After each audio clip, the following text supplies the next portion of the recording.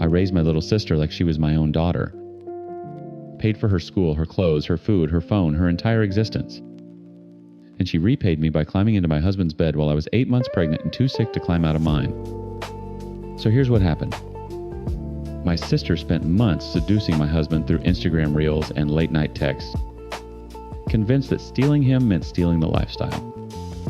What she didn't realize is that every dollar she ever envied was mine, not his. And by the time I finished gathering evidence, she destroyed the only relationship that was actually keeping her alive.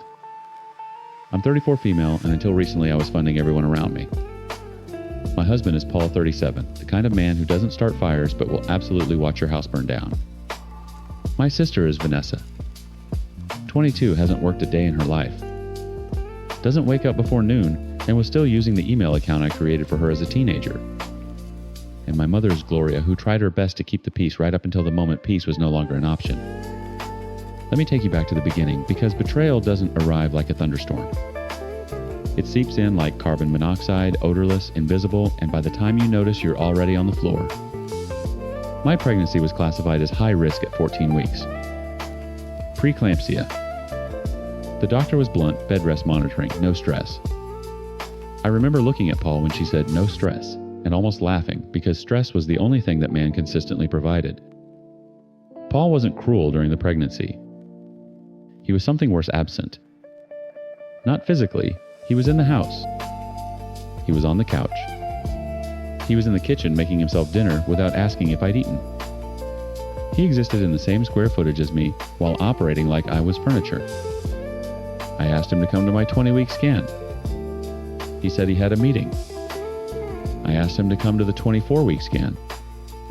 He said he forgot. I asked him to come to the 28-week scan, and he looked at me like I was being unreasonable and said, "You never told me it was important." I never told him it was important. His wife, carrying his child, with a condition that could kill both of us, and he needed a formal invitation. But I rationalized it. I'm good at that.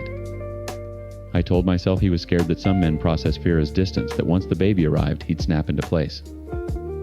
I told myself every lie that exhausted pregnant women tell themselves at 3 a.m. when their husband is sleeping soundly and they can't breathe properly because their blood pressure is trying to end them. Meanwhile, Vanessa was living in our guest bedroom 3 days a week. My idea. I wanted help around the house since Paul clearly wasn't offering, and Vanessa had no job, no commitments, no reason to say no. She graduated with an undergraduate degree she didn't earn. She had yet to find her passion. That was the phrase she used, like passion was a set of lost car keys. Coming autumn, she was enrolling for her master's, and guess who was paying for it? Me. Always me. So she'd come over, make lunch, she didn't clean up, watch TV in the living room with Paul while I lay in bed upstairs listening to their laughter leak through the floor.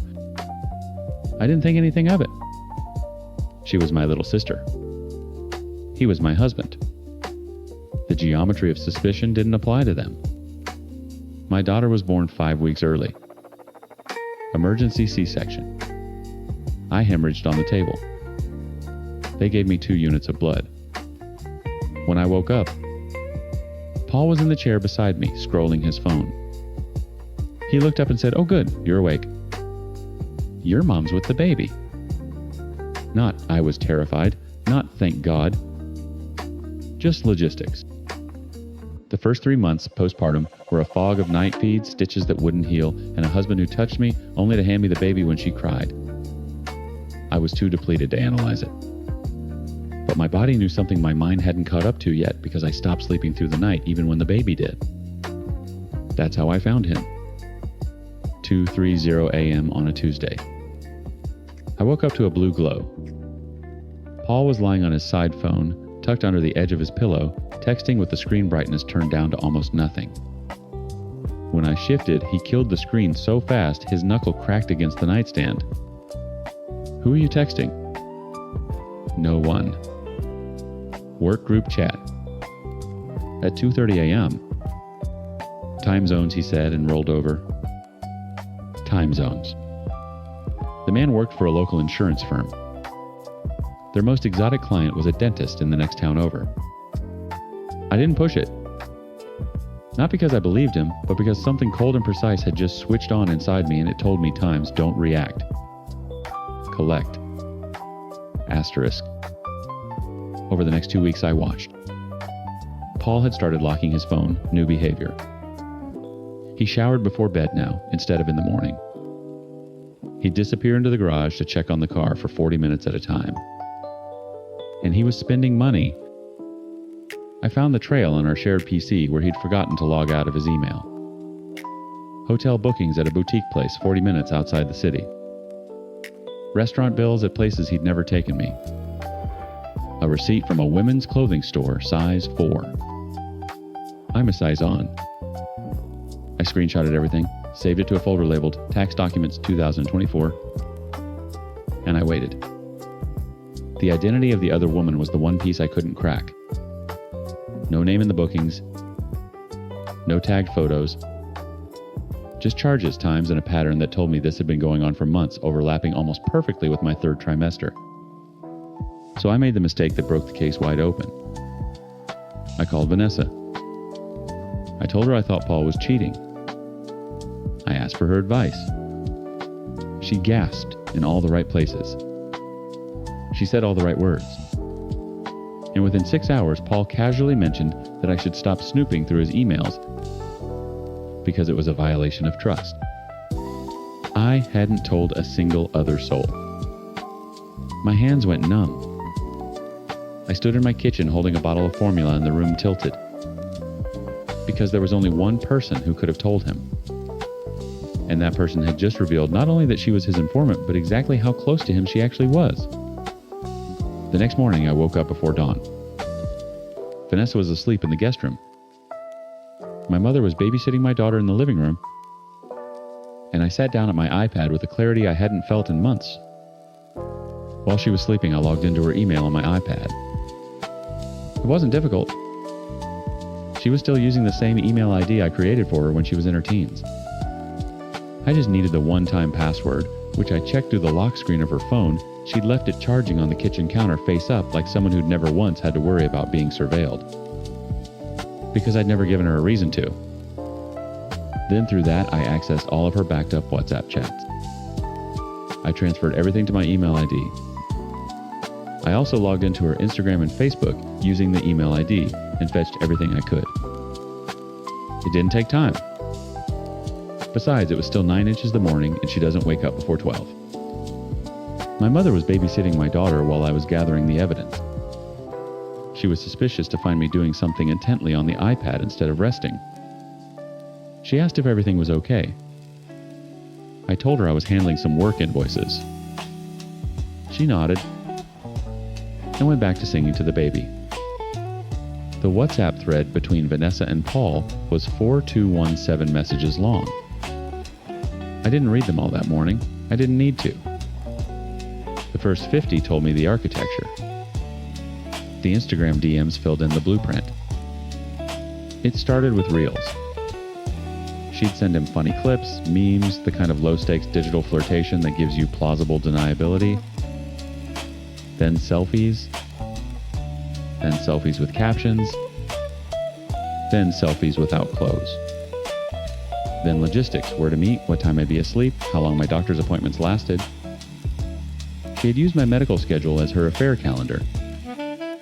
One message sent during my 32nd week of pregnancy read times. She's on bed rest till delivery. We have time. Asterisk. My vision went white. Not red. White. Like every color in the world had been burned out of my retinas. I saved everything. Organized it chronologically. Then I closed the iPad, washed my face, and called my parents. I told my father to bring Gloria over that afternoon. I told him it was a family matter. He didn't ask questions. He never does when my voice sounds like that. Paul was at work. Vanessa surfaced around 1230, shuffling into the kitchen in pajama shorts. I'd bought her eating cereal from a bowl I purchased for my home. She smiled at me, asked how the baby slept. Fine, I said. My parents are coming over at 3. I I need you here. For what? Family meeting. She shrugged. Didn't even flinch. By 3 p.m., everyone was seated in my living room. My father in the armchair. Gloria on the love seat, already nervous because she could read the room's temperature. Paul on the couch, leg bouncing. And Vanessa cross-legged on the floor with a glass of juice, looking bored. I stood. I didn't sit because sitting would make this a discussion. Standing made it a verdict. Vanessa, I said, tell everyone in this room what you've been doing with my husband. The glass of juice stopped halfway to her mouth. Paul's leg stopped bouncing. Gloria's hand went to her chest. What are you talking about? Vanessa said, but her voice had already cracked on times, talking asterisk. I have 4,000 messages. I have the photos you sent him. I have the hotel confirmations. I have the shopping receipts, size 4, Vanessa. Tell them, or I read every word out loud, starting with the one where you said, my bed rest gave you time, asterisk. Silence.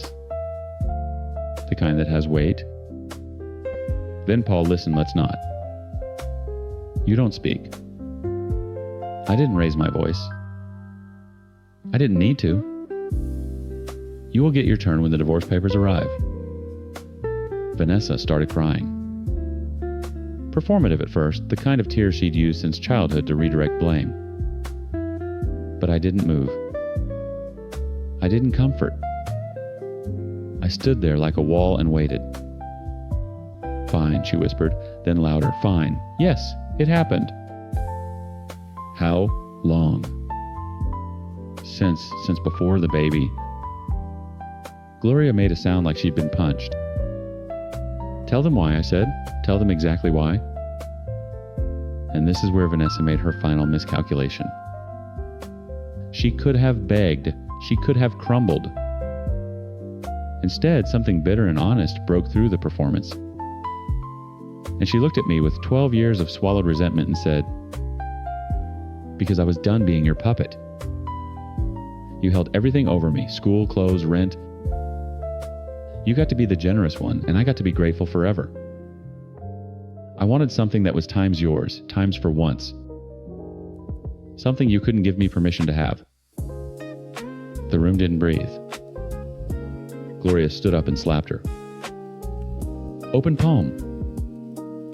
The sound cracked through the living room like a branch snapping. My father caught Gloria's arm before the second one landed. I looked at my sister, this girl I had fed, clothed, educated, and loved, with every maternal instinct I had before my own daughter existed, and I said the last words I would ever say to her in that house. The money was never his. Every dollar, the tuition, the car, the clothes on your back right now, that was mine. My business. My accounts. My savings. You didn't steal from him. You stole from times me asterisk. And you didn't even get the math right. Her face collapsed. Not from guilt. From the realization that she'd burned down the wrong house. I filed for divorce within 20 days. My lawyer was surgical. The house was mine, purchased before the marriage, titled in my name. Full custody was uncontested. Paul didn't fight it because fighting required a spine he'd never grown. My private savings, my business accounts, my investments, none of it was joint. Paul walked away with his clothes, his car payment, and a child support obligation he immediately couldn't afford. He moved back to his parents' 2-bedroom house. Vanessa, I learned through Gloria, was given 60 days to find employment or leave their home. Paul and Vanessa didn't last. Of course they didn't. She wanted the lifestyle. He times the lifestyles plus 1. Without me funding the machinery, there was nothing between them but 4, 2, 1, 7 messages and a hotel room neither of them could book again. Gloria calls me weekly. She cries. She asks if I'll ever forgive Vanessa. I tell her I love her and I change the subject. That's the only answer I have that isn't cruel. Last night, my daughter grabbed my finger and babbled something that sounded almost like a word. I sat on the floor of the house that is mine in the silence that is mine, and I felt something I hadn't felt in over a year. Not happiness. Not yet. But space. Clean, empty, unparasitized space. And for now, that's enough.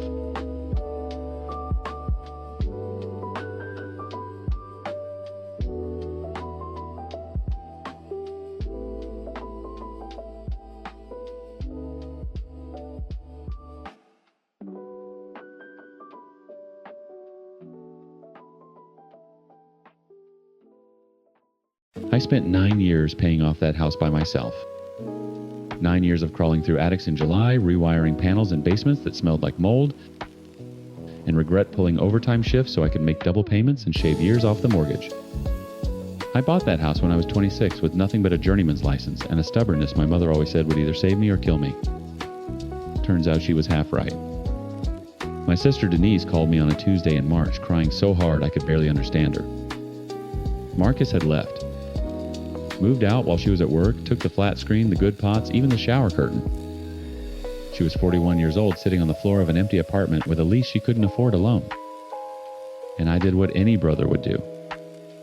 I said, "Come, stay with me. I've got the basement. It's finished, got its own bathroom, even a little kitchenette I'd put in when I thought about renting it out." "A few weeks," I told her.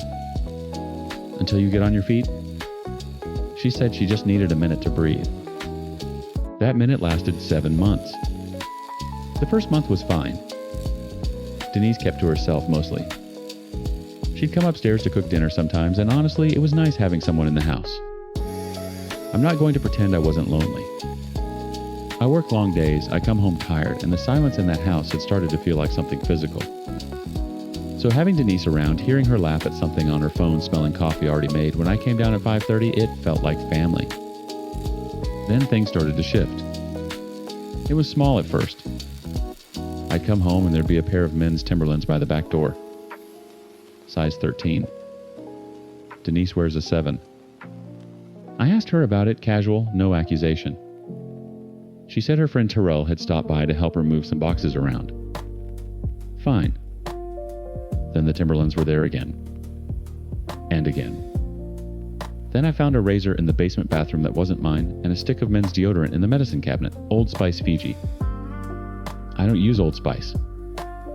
I went downstairs one Saturday morning to grab my toolbox from the storage closet, and there was Terrell shirtless eating cereal on my couch, watching my cable like he'd been living there his whole life.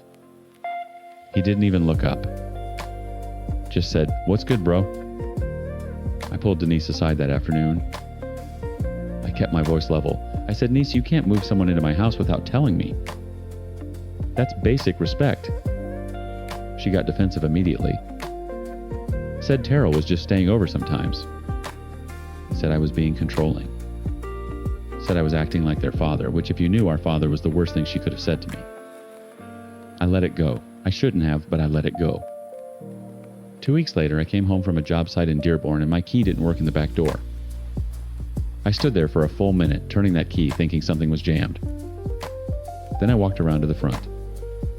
Same thing. New lock. New deadbolt. Brass, not the nickel finish I'd installed myself. I had to ring my own doorbell. Denise opened the door like nothing was wrong. Said the old lock was sticking and Terrell had replaced it for safety. Handed me a new key like she was doing me a favor. I took that key and something in my chest went cold. But I didn't explode. I just said, "Don't ever change the locks on my house again." She rolled her eyes. Rolled her eyes. In my house that I paid for with my hands? Then came the phone call from my mother. Mama called me on a Sunday and her voice had that tone, that quiet, careful tone she uses when she thinks she's talking to someone fragile. She asked how I was doing. Was I sleeping okay? Was I eating? Had I thought about talking to someone? I said, "Ma, what are you talking about?" She said Denise had told her I'd been acting erratic. That I was drinking, that I'd been aggressive toward Terrell, that she was scared to be in the house with me. I have never put my hands on anyone. I have never had a drinking problem. I go to work, I come home, I watch the Lions lose, and I go to bed. That is my life. And my own sister was sitting in my basement telling my 73-year-old mother that I was dangerous. I drove to my mother's house that night. I sat at her kitchen table, the same table where I'd done homework as a kid, and I looked her in the eye and told her the truth. Every bit of it. The boyfriend, the locks, the lies. Mama listened. And then she said something that broke me. She said, Denise is going through a hard time. Maybe you should be more patient. More patient. I'd given up my privacy, my peace, my basement, and my good nature for 7 months, and I needed to be more patient. I went home that night and sat in my truck in the driveway for an hour. I looked at that house, the house I'd re-roofed myself, the house where I'd torn out every piece of carpet and laid hardwood on my hands and knees, the house I'd wired and plumbed and painted and bled into. And I made a decision. The next morning I went to the courthouse. I filed a formal eviction notice. 30 days. Everything legal, everything by the book. I had a process server delivered to the basement door while I was at work, because I knew if I handed it to her myself, she'd twist it into something it wasn't. That's when the war started. Denise called everyone. And I mean everyone. My mother. My Aunt Patricia. My cousin Dwayne. My uncle, who I haven't spoken to in 3 years. She called people from church. She posted on Facebook, didn't name me directly, but wrote a long weeping paragraph about how the people you sacrifice everything for will throw you out on the street like garbage. She got 47 comments. Hearts and prayer, hands, and people calling me every name you can think of without ever hearing my side. My cousin Dwayne showed up at my door. Said I was wrong for putting family out. Said blood is thicker than water. I told him blood doesn't change your locks and lie to your mother. He said I was being petty. My Aunt Patricia left me a voicemail so vicious I saved it, just in case I ever need to remind myself what conditional love sounds like. And my mother stopped answering my calls. For 2 weeks. The woman who raised me, who I drive to every doctor's appointment, who I check on 3 times a week, she just went silent. Because Denise had gotten to her first. Because the story was already written before I ever got a chance to speak. The 30 days passed. Denise didn't leave. I had to get the sheriff involved. A deputy came to my house on a Thursday morning, and I stood in my own living room and watched my sister carry her things out in garbage bags while Terrell loaded them into a truck he'd borrowed from someone. She didn't look at me. Not once. But as she walked out the front door, she stopped and said loud enough for the deputy and the neighbors to hear, "I hope you're happy. You just lost your family." And here's the thing. She was right. At least partly. My mother didn't speak to me for 2 months. When she finally did, it was stiff and careful, like she was talking to a stranger. My aunt still hasn't come around. Half my family looks at me like I committed a crime. Denise moved in with Terrell's mother across town and has apparently told everyone she's the victim of a cruel, unstable man who kicked his own sister to the curb. But I changed those locks back. I installed the ones I wanted, nickel finish, same as before. I sat in my living room that first quiet night, and I won't lie to you, I cried. Not because I regretted it, because I mourned it. I mourned the version of my family that I thought I had. The version where doing the right thing for someone means they won't burn your house down from the inside. I still drive my mother to her appointments. I still call 3 times a week, even when she's short with me. I still love my sister, somewhere underneath all the scar tissue. But that house is mine. I earned it with my body and my time and my years. And I will never again apologize for protecting the one thing in this world that I built with my own 2 hands.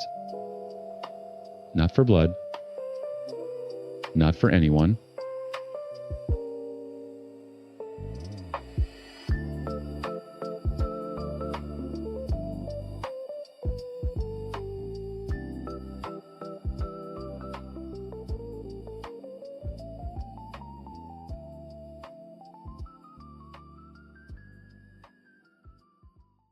I grew up in that house.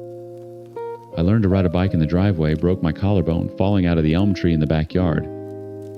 Kissed my first girlfriend on the porch steps when I was 14. My mother died in the upstairs bedroom holding my hand at 6:47 on a Tuesday morning. And 6 months ago, my sister changed the locks on me while I was pulling wire at a commercial site in Aurora. Let me back up. My name's Craig. I'm 41. I'm an electrician in Denver, been licensed for 16 years. I'm not rich, I'm not poor. I drive a 2019 F-150 that's paid off. I own my mother's house, a 3-bedroom ranch in Wheat Ridge, that she left to me and only me in a will she had notarized at her attorney's office 14 months before she passed. There's no ambiguity. There's no gray area. The deed is in my name. The mortgage was paid off in 2018. I pay the property taxes. I pay the insurance. I replaced the furnace last winter with my own hands and $4,000 of my own money. My sister Danielle is 37. She was always the one who needed saving. Bad boyfriends in high school, credit card debt in her 20s, a marriage to a guy named Todd who seemed okay until he wasn't, and a divorce that left her with 2 kids, no job, and an apartment lease she couldn't cover. So when she called me crying in February saying she had nowhere to go, I did what I thought any brother would do. I said, come stay in the basement. I finished it out a few years back, carpet drywall, a bathroom with a shower stall. It wasn't luxury, but it was warm and dry and free. I told her a few weeks, maybe a month, until she got on her feet. She said she just needed a little time. I believed her. The first 2 weeks were fine. Danielle was grateful. She cooked dinner a couple times, kept the basement tidy, the kids were polite. Her son Marcus is 9, her daughter Lily is 6. Good kids. Quiet. I liked having them around, honestly. The house had been too silent since Mom died. Then the little things started. Danielle began rearranging the kitchen. Not just moving a mug, she reorganized the entire pantry, bought new shelf liners, threw out spices she said were expired. She put her name on the mailbox next to mine. I noticed but didn't say anything, because I'm not the kind of guy who fights over shelf liners. Then she enrolled Marcus and Lily in the local elementary school. Used my address. Didn't ask me. I found out when a welcome packet showed up in the mail, addressed to the Harmon family. My last name is Harmon. So is hers. She took it back after the divorce. Seeing it printed like that, like we were one household, made something tighten in my chest. But I told myself it was practical. The kids needed school. It was the middle of the year. Fine. Then I left for a 4-day job in Colorado Springs.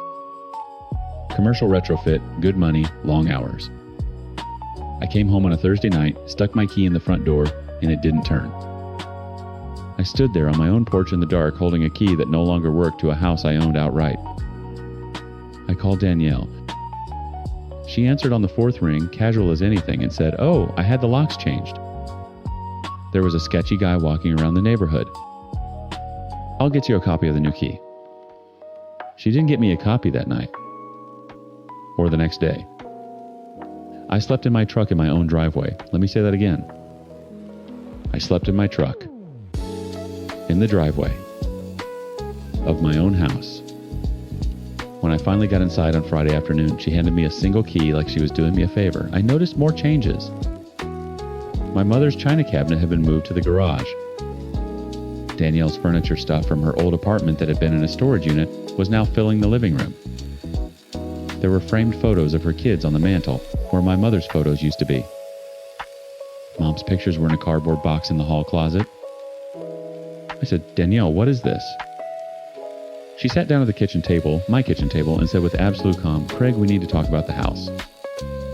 She told me she'd been thinking about it, and she believed Mom always intended for both of us to have the house. She said the will was something I'd influenced because I was the one who drove Mom to the attorney. She said she'd spoken to a lawyer. She said she'd spoken to our Aunt Rita, our Uncle Frank, our cousins. She said they all agreed with her. I felt the floor tilt. Not because of what she was saying, I knew it was nonsense. The will was airtight. Mom left Danielle her jewelry, her car, and $30,000 from a life insurance policy. She left me the house because I was the one who stayed. I was the one who moved back in when Mom got sick. I was the one who bathed her, changed her sheets, held the bucket when she couldn't make it to the bathroom. Danielle visited twice in 18 months. Twice. But what hit me wasn't the legal argument. It was the realization that she'd been planning this. The school enrollment. The mailbox. The lock change. The furniture. She'd been building a case for residency for some claim of shared ownership, one careful step at a time while smiling at me over dinner. I told her she needed to leave. I gave her 30 days, which was more than generous. She looked at me and said, "You can't evict me. I live here. I have tenants' rights." She was right about one thing. In Colorado, once someone establishes residency, you can't just throw them out. You have to go through the courts. Even if you own the house. Even if they've never paid a dime of rent. Even if they changed your locks and boxed up your dead mother's photographs. I hired a lawyer. $1,400 as a retainer. He told me the eviction process could take 60 to 90 days, assuming she didn't contest it. And she was going to contest it. Meanwhile, Danielle launched her campaign. She called every family member we had and told them I was trying to throw her and her children onto the street. She said I was selfish. She said Mom would be ashamed. She said I was holding the house over her head to control her. Aunt Rita called me and screamed for 20 minutes. Uncle Frank sent me a text that said, "Your mother didn't raise you to be this kind of man." My cousin Jesse posted on Facebook about how family should take care of family and some people only care about property. Not one of them called to hear my side. Not one. I started recording everything. My lawyer told me to. I documented every conversation, every change she made to the house, every piece of mail she redirected. I found out she'd tried to add herself to the utility accounts. She told the school she was the homeowner. She'd filed a change of address with the post office listing herself as a permanent resident. The court date came in May. Danielle showed up with a legal aid attorney and argued that she had an implied agreement to live in the home, that our mother's verbal wishes superseded the written will, and that removing her would cause irreparable harm to her. Children's education and stability. The judge wasn't having it. He reviewed the will, the deed, the property tax records, the insurance documents. He looked at Danielle's attorney and said there is no ambiguity in this ownership. He granted the eviction. Danielle had 21 days to vacate. She cried in the courtroom. Real tears. And for about 10 seconds I felt like the monster everyone said I was. Then I remembered sleeping in my truck. I remembered my mother's photos in a cardboard box. I remembered the locks. She moved out on day 20. Took everything she'd brought in, plus a few things she hadn't brought in. A set of tools from the garage, a vintage clock that had been my grandmother's. I didn't fight her on it. I just wanted her gone. The family fallout has been permanent. Aunt Rita doesn't speak to me.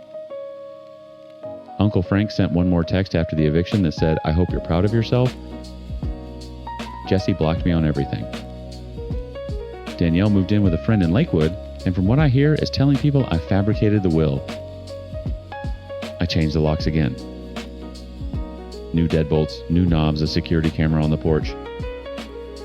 I put my mother's photos back on the mantle. I sat in the living room that first night alone, and I didn't feel victory. I didn't feel relief. I felt the weight of learning something no one teaches you. that the person most capable of taking everything from you isn't a stranger, it's the one you'd never think to lock the door against. I loved my sister. Part of me still does, buried under all of it. But I will never hand someone a key to my life again and trust that they won't use it to lock me out. The house is quiet now. It's mine. It always was. And some nights, that's enough. Most nights it isn't.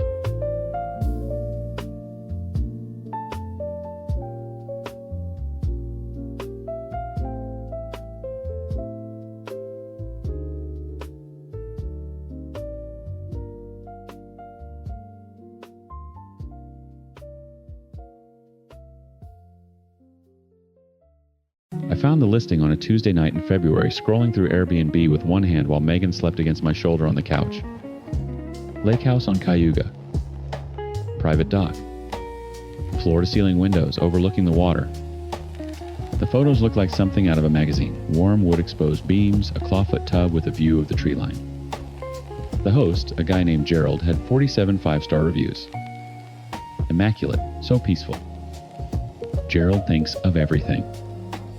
Our 3-year anniversary was coming up, and I wanted to do something that didn't involve another overpriced restaurant in Brooklyn. So I booked it. I wish to God I hadn't. We drove up on a Friday afternoon in March. 3.5 hours through gray highways and bare trees until the GPS took us down a gravel road that narrowed to almost nothing. The lake appeared through the woods like a sheet of dark glass. The house was set back maybe 40 feet from the water, exactly like the photos. Gerald met us at the door, mid-50s, thin wire-rimmed glasses, the kind of guy who looks like he'd teach high school biology. He gave us the tour. Showed us the kitchen, the thermostat, where the extra blankets were. Pointed out the basement door and said there was nothing down there but the water heater and some old paint cans. He shook my hand, told us to enjoy our stay, got in his Subaru and drove away. Or so we thought. The first night was perfect. We cooked pasta, drank a bottle of wine, sat on the dock, wrapped in a blanket, and watched the stars come out over the lake. We went to bed around midnight. I slept like the dead. When I woke up Saturday morning, Megan was already in the kitchen making coffee. She mentioned almost as a throwaway that her suitcase zipper was on the wrong side. She always zips left to right. It was zipped right to left. I told her she probably just forgot. She shrugged. We moved on. Saturday was good. We hiked a trail along the ridge, came back, took a bath in that clawfoot tub, read our books. Normal anniversary stuff. That night I opened a bag of chips we'd brought and noticed it was already open. The seal was broken. I figured I'd done it absent-mindedly when we unpacked the groceries. Sunday morning, Megan's suitcase was rezipped wrong again. This time, she didn't shrug. She sat on the edge of the bed and stared at it for a long time. "Someone's been in here," she said. "Meg, come on. We're in the middle of nowhere." I zip it the same way every single time. Left to right. This is the second morning. I check the front door. Locked. Check the windows. All latched. Check the back door. Locked from the inside. I told her there was no way anyone had been in the house. But she started paying attention to everything after that. And that's when things began to unravel. Monday morning, our last full day, she woke me up at 6. Her face was pale. She pulled me into the bathroom and turned on the faucet so the water was running. I thought she was losing it. Then she whispered, "The bananas." We'd bought a bunch of 5 bananas on Friday. We'd each eaten one. There should have been 3 left. There were 2. And her suitcase was rezipped wrong for the 3rd time. She'd placed a tiny piece of tape on it the night before a trick she'd read about somewhere. The tape was broken. I felt something cold settle into my chest. She pulled out her phone and showed me that she'd been taking photos of the kitchen counter every night before bed. In the photo from last night, the dish towel was draped over the oven handle. This morning, it was folded on the counter. A chair at the kitchen table was pulled out slightly, maybe 2 inches from where it had been. "Someone is coming in here while we sleep," she said. And I believed her. We searched the house. Every closet, every cabinet. I went down to the basement, even though Gerald said there was nothing there. Water heater, old paint cans, concrete walls. But Megan came down after me, and she's more observant than I am. She's always been more observant than I am. She pointed to the far wall. There was a shelf unit, the kind you get at Home Depot, metal frame pressboard shelves loaded with old cans of stain and turpentine. But the dust pattern on the floor was wrong. There were faint arc marks in the dust, like the shelf had been swung open and closed. Repeatedly. I grabbed the shelf frame and pulled.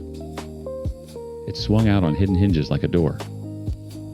Behind it was a room, maybe 8 by 10 feet. A cot with a sleeping bag on it. A mini fridge humming quietly. A folding table with 2 monitors showing live feeds, our bedroom, the living room, the kitchen, the bathroom. All 4 rooms.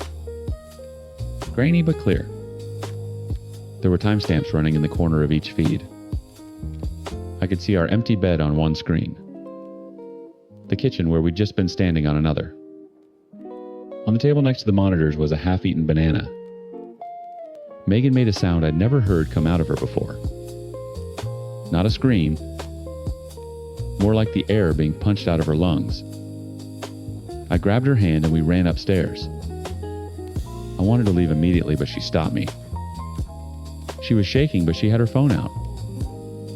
She started filming. She went back down those stairs and filmed everything, the hidden room, the monitors, the cot, the food. She filmed the pinhole cameras we found afterward, tiny glass dots embedded in the ceiling of every room, painted over to blend with the drywall. She filmed the shelf on its hinges. She filmed all of it. Then she did something I wouldn't have thought to do.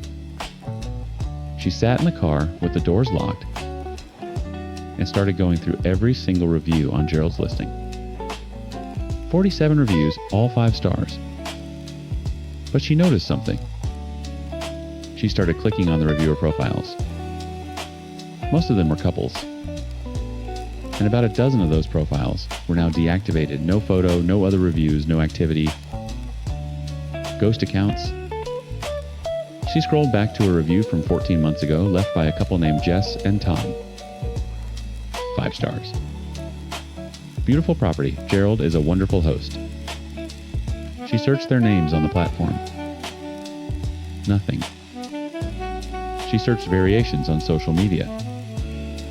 She found a Facebook post from someone named Jessica Moran in Albany, posted 11 months ago asking if anyone had heard from her sister Jess and her boyfriend Tom.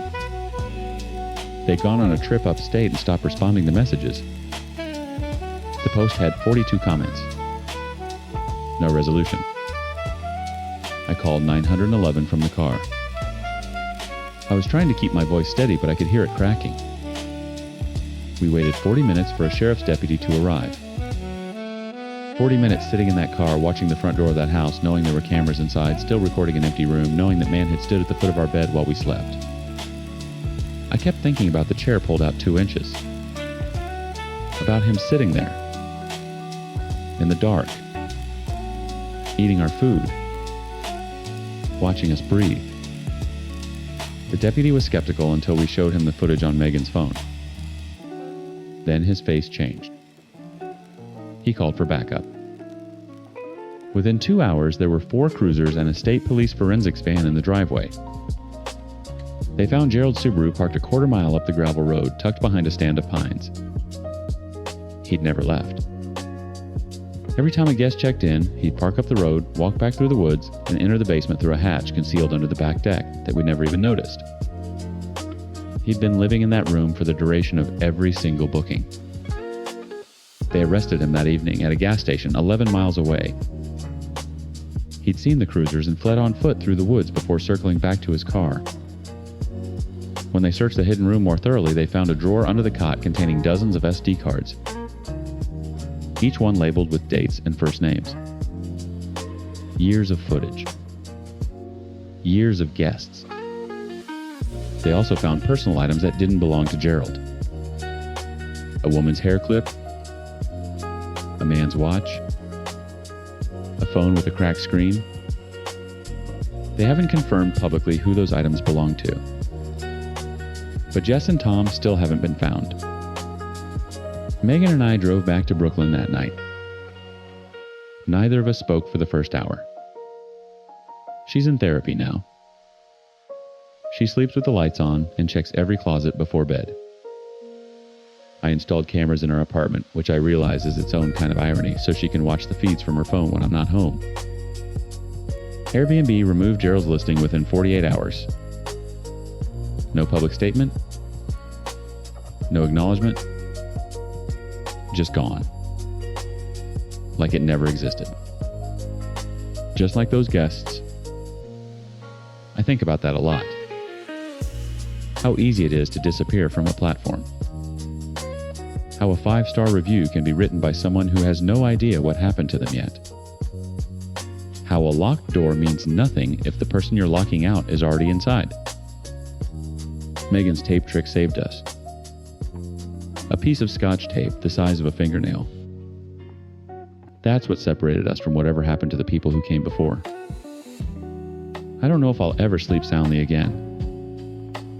But at least I woke up.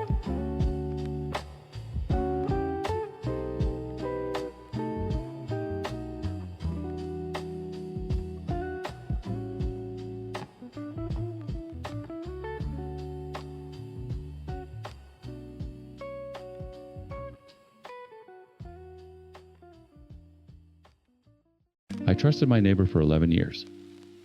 He came to our barbecues. He watched our kids grow up. He shook my hand every Sunday morning on his way to church. Bible tucked under his arm, that warm smile spread across his face like butter on toast. And every single one of those mornings before the sun came up, he'd already been inside my garage, helping himself, taking whatever he wanted. My name is Craig. I'm 43 years old, and I live, or lived, depending on how you look at it, on a quiet cul-de-sac in North Leeds.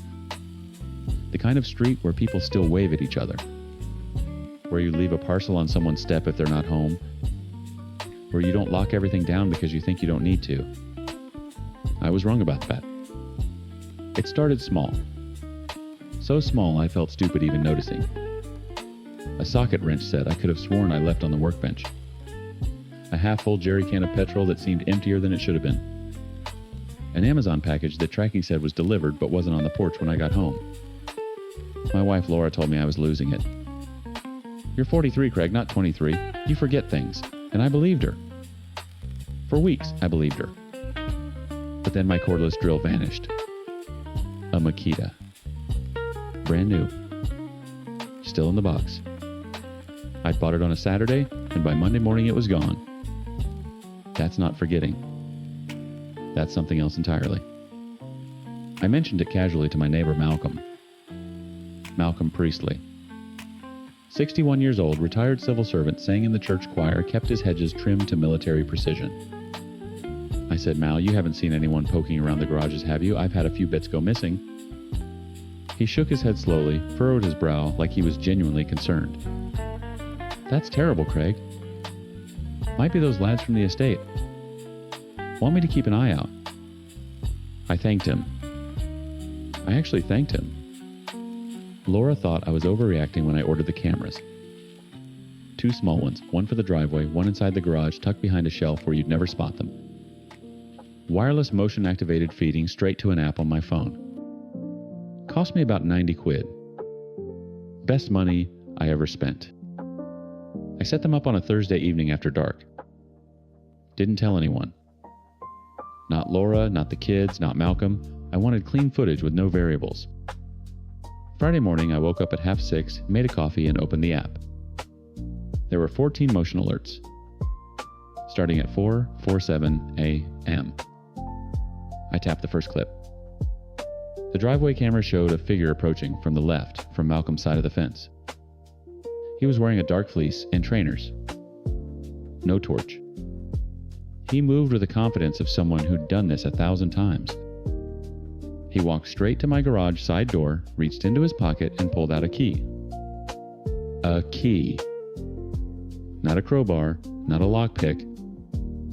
A key. He opened the door, stepped inside, and the second camera caught him clear as day. He browsed my shelves like he was in a bloody supermarket. Picked up a tin of wood stain, examined it, put it back. Grabbed a box of screws. Took a tape measure. Checked the workbench drawers. Found a 20-pound note I'd left in a coffee tin and pocketed it without blinking. Then he left. Locked the door behind him. Walked back to his house. The whole thing took 11 minutes. I watched it 3 times. My hands were shaking. Not from fear. From something worse. From the feeling of realizing that the world you thought you lived in doesn't actually exist. I checked the previous nights. The camera had only been active since Thursday, so I only had the one recording. But the ease of it, the routine told me everything. This wasn't new. This was ritual. I didn't confront him that day. I wanted more. I needed to understand the scale of it. So I waited. Saturday morning, 4:51 a.m. There he was again. This time, he took a pair of secateurs and a half bottle of white spirit. Sunday, 4:44 a.m. He took nothing, just looked around like he was taking inventory. On Sunday afternoon, he knocked on my door holding a plate of scones his wife had baked. "Janet's been on a baking spree," he said, laughing. I took the plate. I looked at his face. That smile. Those kind eyes. And I felt sick. Monday morning, I went to the police. They were interested, but not urgent. Told me to gather more footage, keep a log, don't confront him alone. Standard advice. But I couldn't wait. I couldn't sit across from this man at the next street barbecue and pretend I didn't know. So that evening, I walked over and knocked on his door. Janet answered. Lovely woman, always had been. Craig, come in, love, kettle's just boiled. I said I needed to speak to Malcolm. She called him down. He appeared at the top of the stairs in his slippers, reading glasses perched on his nose, looking every inch the harmless retiree. I didn't sit down. I stood in their hallway and I said, Malcolm, I put cameras in my garage. The glasses came off. Slowly. He folded them and held them in both hands like a man holding a small dead bird. I see, he said. I've got footage of you entering my garage at 4:45 in the morning. Multiple days. Using a key. Taking my things. Janet looked at him. Then at me. Then back at him. Malcolm, what's he talking about? He didn't deny it. That's what haunts me. He didn't even try. He just stood there on the third step of his staircase and said very quietly, it got out of hand. Out of hand, I could hear my own voice cracking. You copied my garage key. When did you even get access to it? He looked at the floor. Years ago, you left your keys on the kitchen counter during a dinner party. I took an impression. Had one cut the next day. Janet sat down on the hallway bench like her legs had given out. She was white. Completely white. How long? I asked. He didn't answer immediately. I asked again, louder. How long, Malcolm? Since about 2 years after we moved in, he said. 11 years. My neighbor had been entering my garage for approximately 9 years. Regularly, methodically. Before dawn. While my family slept 20 feet away, I asked him why. I genuinely wanted to understand. Was it money? Was it compulsion? Was it some kind of illness? He looked up at me with those same kind eyes and said, I don't know, Craig. I liked having access. That sentence broke something in me. Not I needed the money, not I couldn't help myself. He liked having access. to my things, to my space, to my life. Like it was a privilege he'd granted himself. I left without shouting. I didn't need to. The look on Janet's face was punishment enough for one evening. But here's where it gets worse. I told Laura. Laura told her friend Denise across the street. Denise told her husband Phil. Phil checked his own security footage from the week before. He'd installed cameras months ago after a separate suspicion about missing garden tools. Malcolm was on Phil's footage too. Different time, 5:15 a.m., different garage, same routine, same calm, unhurried browsing. Within 48 hours, 4 households on our street had found footage of Malcolm entering their properties. 4.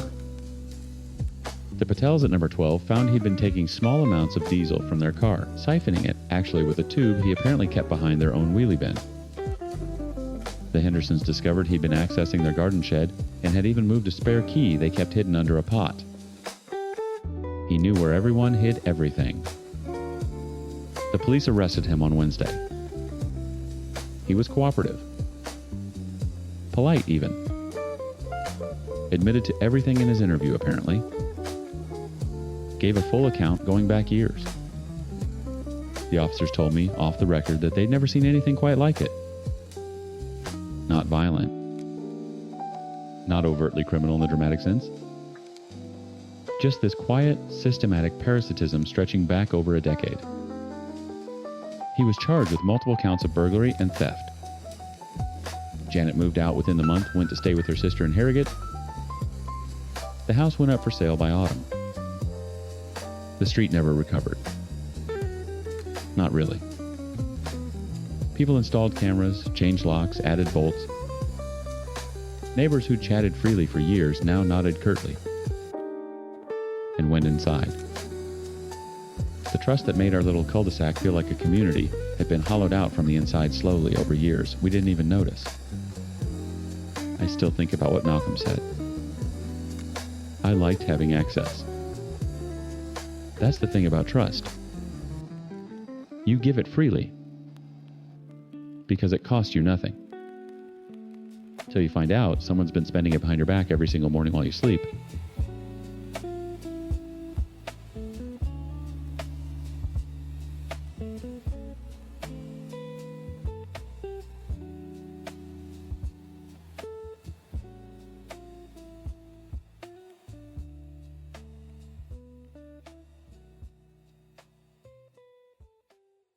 I spent 41 years surveying land in East Tennessee.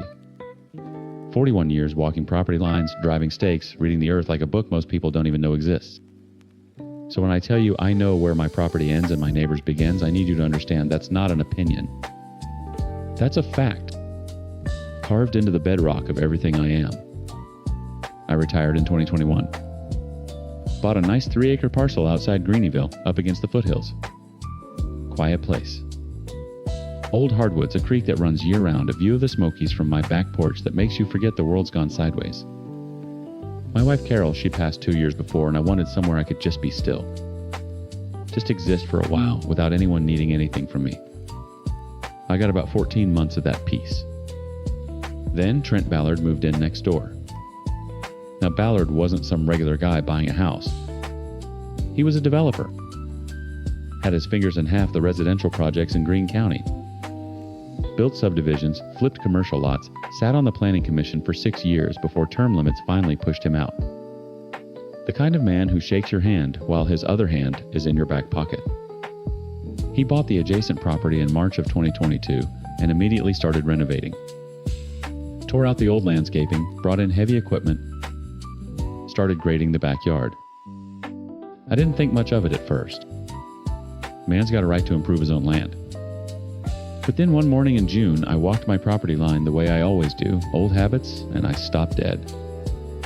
The chain link fence that had separated our properties for at least 20 years had been pulled up and reset. Not dramatically. Not obviously. Just 8 feet further onto my side. 8 feet doesn't sound like much until you realize it runs 160 feet along the back boundary. That's nearly 1,300 square feet of my land. And right there, on what was now supposedly his side, concrete forms were already going in for a pool deck. I stood there for a long time, just staring at it, feeling something cold settle in my chest. I went to talk to him first. I'm not unreasonable. I walked over, knocked on his door, told him calmly that his fence was off the mark. He smiled at me the way you smile at a confused old dog. Told me I must be mistaken. Said he'd had the property surveyed before closing and everything was exactly where it should be. Then he offered me a beer like that was going to make it all go away. I declined the beer. I went home and pulled out my own copy of the plat I'd reviewed before I bought my place. Clear as day, the boundary was where I knew it was. 8 feet from where his new fence sat. So the next morning I drove to the Greene County Register of Deeds to pull the original plat records. They weren't there. The clerk, a young woman who seemed genuinely confused, told me the file for my parcel's subdivision plat had been checked out and never returned. No record of who took it, no sign-out sheet, just gone. I asked about the digital backup. She said the system had been migrated 2 years prior and some older records hadn't transferred correctly. Now, a normal person might have panicked, might have hired a lawyer right then and started throwing money at the problem.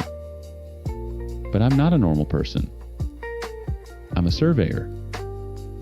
And a surveyor doesn't panic when records go missing. A surveyor goes deeper. I started with the state archives in Nashville. Took me a full day's drive and 3 hours in a basement that smelled like mildew and forgotten history. But I found the original 1,987 subdivision plat on microfilm. Clear, legible, and absolutely unambiguous about where my property line fell. I had certified copies made. Then I went further back. Found the 1,923 deed that described the original parcel before subdivision, referencing iron pins and old oak trees, 2 of which were still standing on my land. I cross-referenced that with USGS topographic surveys from the 1940s. Every single source agreed. While I was building my paper trail, Ballard's pool deck was going up fast. Concrete poured pavers, laid a beautiful stone-capped retaining wall. $60,000 of construction, easy. All of it sitting on my dirt. I bought a drone. Taught myself to fly it in an afternoon. I'm old, not stupid. Started documenting everything from the air. Timestamp footage showing the original fence post holes still visible in the grass. The new fence line, the construction progress.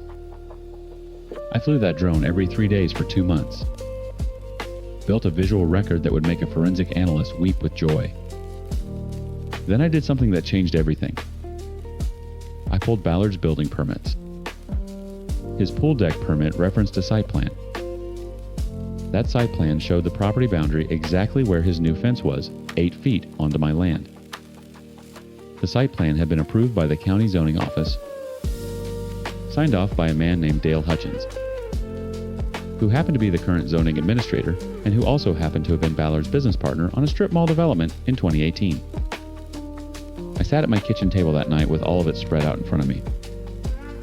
The certified plats, the century-old deeds, the drone footage, the permit records, the business connection between Ballard and Hutchins. And I felt something I hadn't felt since Carol died. Purpose. I hired an attorney. Not a local one, I went to Knoxville. Found a woman named Patricia Reeves who specialized in property disputes and had a reputation for being absolutely merciless in court. I showed her everything. She looked at it for about 20 minutes, then looked up at me and said, "Mr. Hardin, this man is going to wish he'd never heard your name." We filed suit in Chancery Court. Trespass, encroachment, and fraudulent alteration of public records. But Patricia added something I hadn't even considered. She invoked Tennessee Code Annotated 282101, a provision in the adverse possession statute that most people read as protecting long-term possessors. She flipped it. Used it to establish that because I had maintained continuous documented use of that strip of land for over 2 years before the fence was moved, mowing it, walking it, keeping it clear, Ballard couldn't claim any possessory right, even if the records had supported him, which they didn't. Ballard hired a big firm out of Johnson City. They came in confident, filed a motion to dismiss, claiming the boundary dispute was a simple surveying disagreement. The judge denied the motion in 11 minutes. Discovery was where it got ugly. Patricia subpoenaed Ballard's entire permit history going back 10 years. Every project, every approval, every interaction with the zoning board. What came out was a pattern so brazen it made the judge visibly angry. Ballard had received expedited approvals on 7 different projects, all signed off by Hutchins. 2 of those projects had boundary descriptions that didn't match county records. One had a setback variance granted without the required public hearing. The missing plat from the Register of Deeds digital access logs showed that someone using a county employee login had accessed that file's record 4 days before it disappeared. The login belonged to a clerk in Hutchins' office. In open court, under oath, Hutchins tried to claim he didn't recall approving Ballard's site plan. Patricia put the signed document in front of him. Then she put his business partnership records next to it. Then she played my drone footage showing the original fence post holes measured and annotated, proving the line had been moved. Hutchins looked at Ballard across the courtroom. Ballard wouldn't look back. The judge ruled in my favor on every count. Full restoration of the property line. And because Ballard had knowingly built a permanent structure on land he knew wasn't his using permits, he knew were fraudulently obtained, the court ordered complete demolition of the pool deck at his expense. Every paver, every footing, every inch of that $60,000 monument to arrogance torn out and hauled away. He also referred the matter to the district attorney's office for investigation into the missing public records. Last I heard, Hutchins resigned quietly. Ballard's development company lost 2 pending project approvals while the investigation played out. I watched them demolish the deck on a Tuesday morning in October. Stood on my porch with a cup of coffee. Didn't gloat. Didn't wave. Just watched. Ballard put his house on the market 3 weeks later. People ask me if it was worth it. The months of work, the legal fees, the stress. And I tell them the same thing every time. A man who won't defend his boundaries doesn't have any. Carol knew that about me. It's why she married me. And it's why every evening I still walk my property line. Every single inch of it.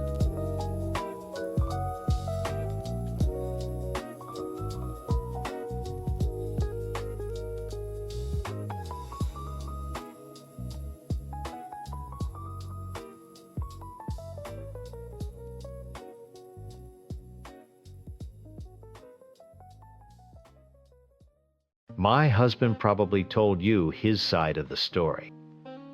I'm sure he made me sound like a monster, a cold-hearted snake who blew up our perfect life for no reason. I get it. From where he's standing, that's probably what it looks like. But lives aren't that simple, and a marriage doesn't just break overnight. It dies slowly. So slowly you don't even notice. Until you're sitting in the dark, wondering when the lights went out. He's a good man. I need to say that first. He's a wonderful father to our kids, and for a long time he was a good husband. He's dependable. If the car makes a weird noise, he knows how to fix it. If the budget is tight, he figures out a plan. He's a rock. But nobody tells you that you can be incredibly lonely even when you're leaning against a rock. You can be dying of thirst while it's raining all around you. For years, I felt like I was disappearing. I wasn't a person anymore. I was a collection of jobs. I was mom, the chauffeur, the cook, the laundry machine, the scheduler. I was wife, the co-signer, the social planner, the other half of a team that ran a household. Our conversations became like business meetings. We'd sit down after the kids were in bed, and he'd pull out his phone to look at the calendar. Okay, soccer practice is Thursday. You have the PTA meeting on Tuesday. I'll need to work late on Wednesday. Did you pay the electric bill?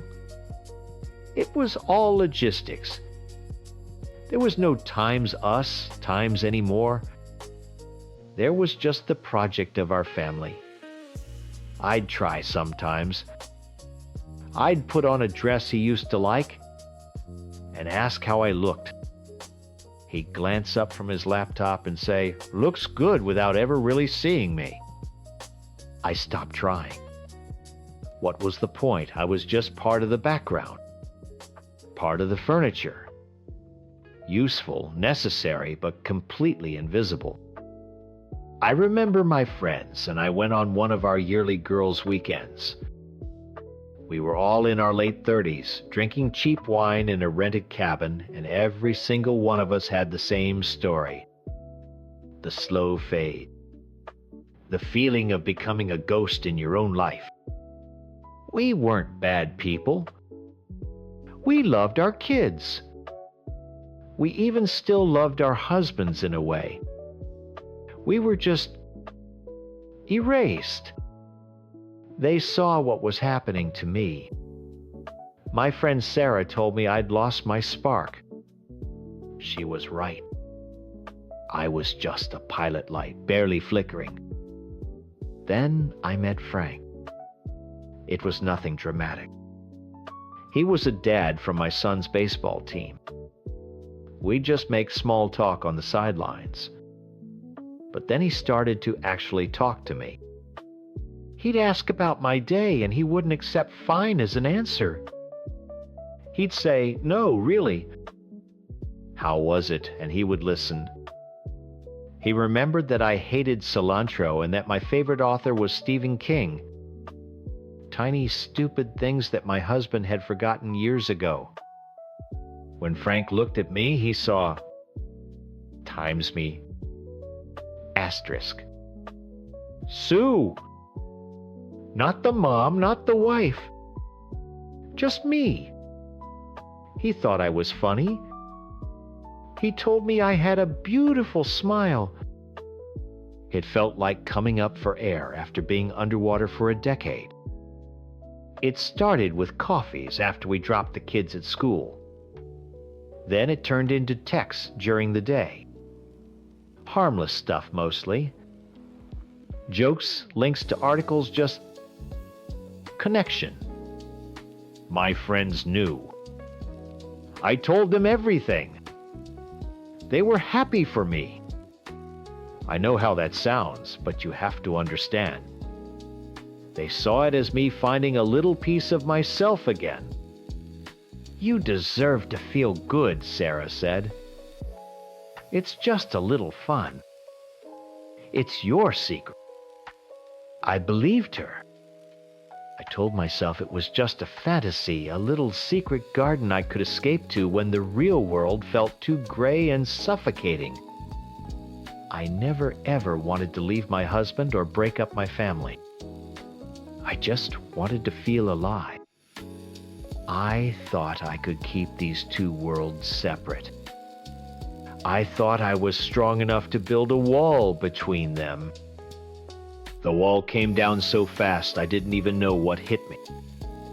The physical affair started a few months in. It was a mistake, a line I swore I'd never cross, but it felt inevitable. Being seen led to being touched, and I was so starved for affection that I just folded. We were careful. We met at a cheap hotel on the edge of town, one of those places you'd never go with your family. I told my husband I was meeting my friends for a movie night. It was the third or fourth time we'd done it. It was becoming a routine. A dirty, thrilling, shameful routine. Frank and I were supposed to meet there. I was running a little late, stuck in traffic, and I sent him a quick text. Be there in 10. Room 214.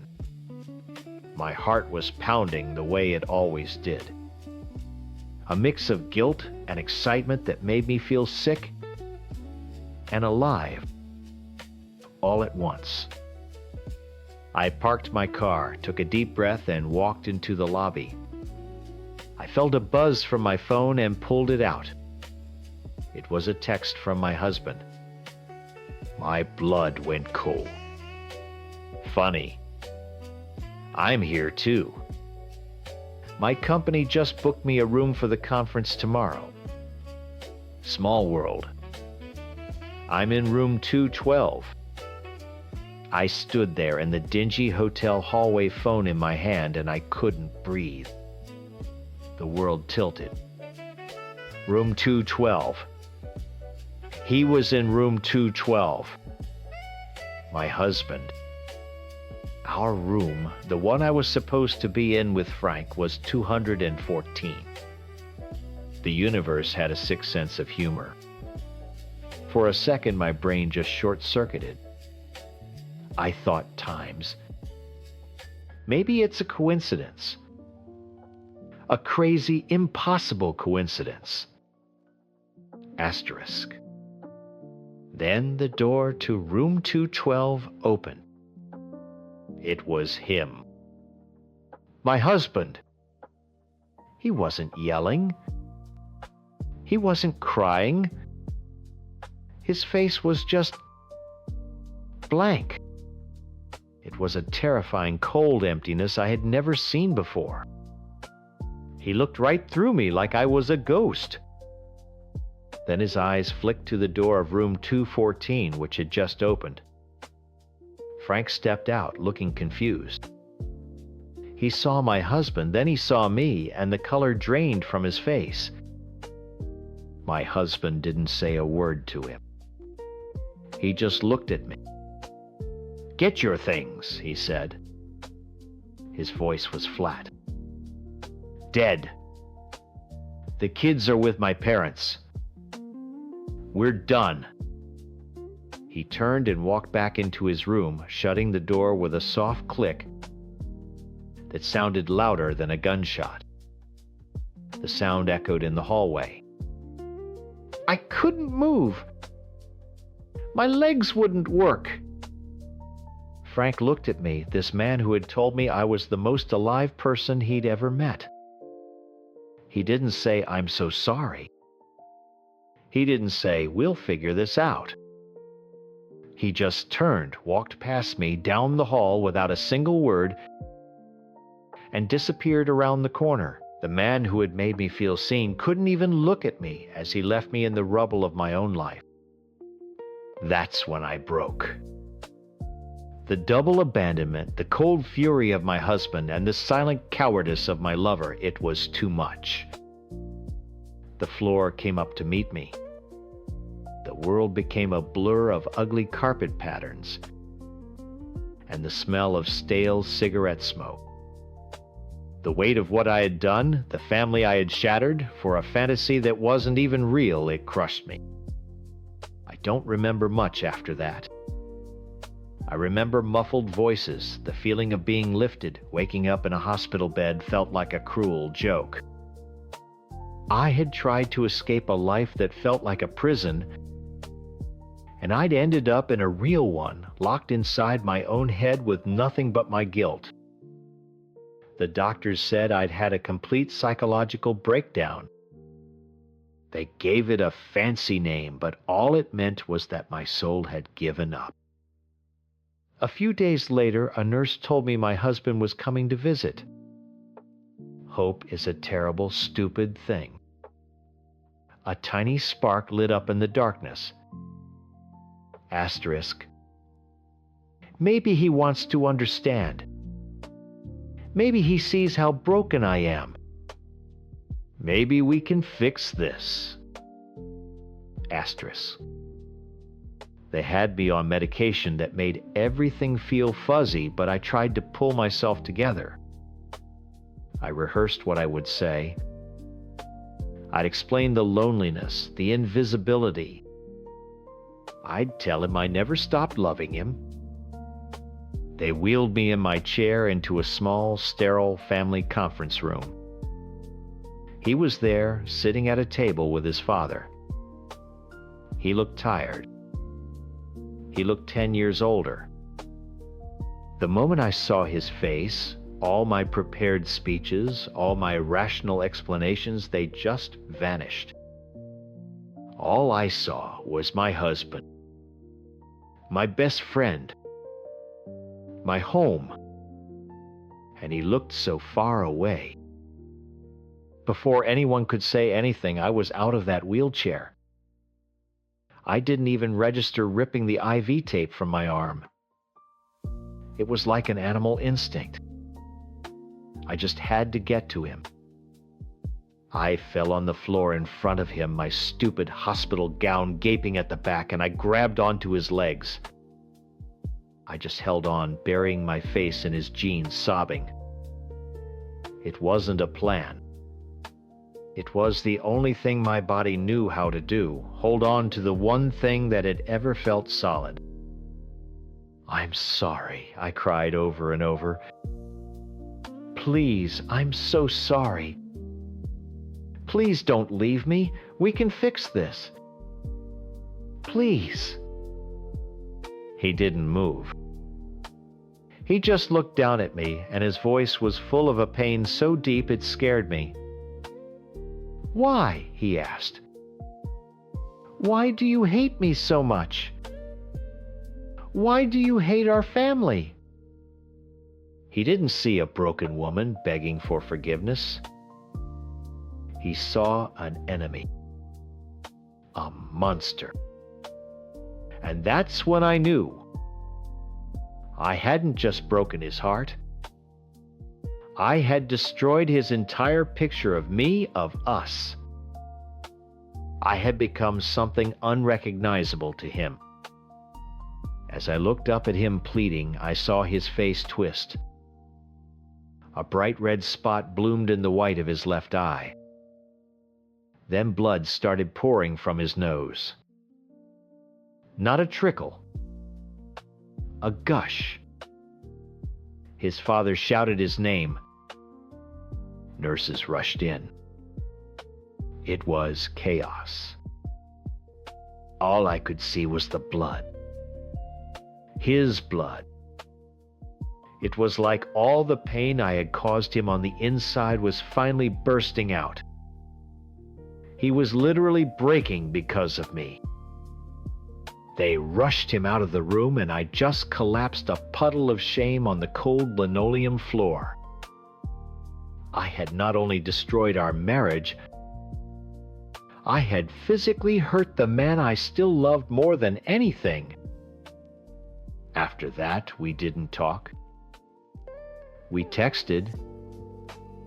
It felt safer, I guess. Less chance of anyone bleeding. A few weeks later, after I was released, I sat down one night and couldn't stop thinking about all the things we needed to fix. All the things that had gone wrong. I started typing them into my phone. I didn't even realize what I was doing until I was done. There were 136 of them. A list of everything from relearn how to talk about our feelings, to go on a date once a week, to couples therapy. I sent it to him. Not as a list of demands. It was a desperate prayer. It was me tearing open my chest and showing him everything inside, every thought, every hope, every ounce of effort I was willing to put in. It was me screaming times, "Look, I'm still here. I still want to fight for this. Please, just pick one. Pick anything and let's start there." Asterisk. He texted back a few hours later. "This is too much. It feels like an ultimatum. And that's where we are now. Trapped in two different realities. I send him my shattered heart and he sees it as a weapon. I tell him I'm struggling, that I'm fragile, and he hears it as emotional blackmail. He wants to talk about lawyers and splitting assets, about logistics. But I can't. I need to talk about us. Because if we can't even agree on the language of our own pain, then there really will be nothing left to save. I'm the wife, the one who had the affair. I know what you all think of me because I've read my husband's side of the story. I'm a monster, a liar, the woman who destroyed her best friend. And you're not wrong. But you don't know why. You don't know what it's like to slowly disappear inside your own life. My husband, let's call him Ben, and I were everything to each other. We grew up together. He was the boy who shared his lunch with me in 3rd grade and the man who held my hand while I cried over my dad's funeral. He was my home. The problem was, he was never there. His job in remote logistics meant he was gone for weeks, sometimes months at a time. I was so proud of him, of how hard he worked for us, but the pride didn't keep me warm at night. The silence in our house was the loudest thing I'd ever heard. At first I filled it. I'd call friends, blast music, take up new hobbies. But after a few years, the silence won. It seeped into the walls. Our life wasn't a partnership anymore. It was a schedule built around his departures and arrivals. The calendar was my boss. Ben's home for 4 days. Ben leaves for 3 weeks. I was just the person who kept the house running while he was away. The breaking point was when we sold our house. It was my dream house. The one with the big garden I'd always wanted. But he got a promotion that required him to be based out of a new hub hours away. So we sold my dream, the place I felt safe to move to a generic new build in a town where I knew no one. All to make his commute easier for the few days a month he was actually home. I packed every box myself. I organized the movers myself. I unpacked every box myself while he was on a rig somewhere in the middle of nowhere. I set up our entire new life alone, and the stress was crushing me. That's when my yoga nights started. I told Ben I'd joined a class to de-stress. It was a lie, but not the kind you're thinking. I wasn't meeting anyone. I would just drive to a quiet park and walk, or go to a cheap diner and have a coffee and read a book. It was my only secret, my only time that was just for me, not for us. It was the only time I felt like a whole person and not just a wife waiting by the phone. And that's where I met him. At the diner. He was a regular too. He was a salesman, always on the road, miserable in his own marriage. We started talking. It was easy. He didn't ask about my husband's schedule or how I was managing the new house. He asked about my day. He asked what I liked to read. He saw times me, times Kate, not just Ben's wife. It felt like coming up for air after being underwater for a very long time. It was a stupid, intoxicating mistake. A friendship turned into a coffee turned into a drink, and a drink turned into a month of the worst decisions of my life. It wasn't a plan. It was a desperate gasp for air from a loneliness so deep it felt like suffocation. Ben was on a long trip, the longest one yet. 6 weeks. The affair had been going on for about a month. It was mostly stolen hours, quiet conversations. But that afternoon he was supposed to be gone for at least 2 more weeks. The house was mine. The empty rooms felt like they were mocking me. For just one afternoon I wanted to feel desired in my own home. I wanted to feel alive in the bed where I usually just felt alone. It was reckless. I know that. I invited him over. I had no idea Ben came home early. No clue he was standing outside looking through our bedroom window. After that day, he went away again, and I didn't suspect a thing. But then his texts changed. They went from long, loving paragraphs to, okay, fine and busy. The calls stopped.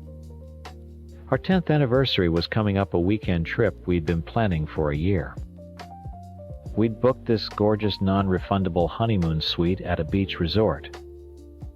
A few days before we were supposed to go, he texted me. Something came up at a remote site. Have to go. Rain check on the anniversary. My heart sank.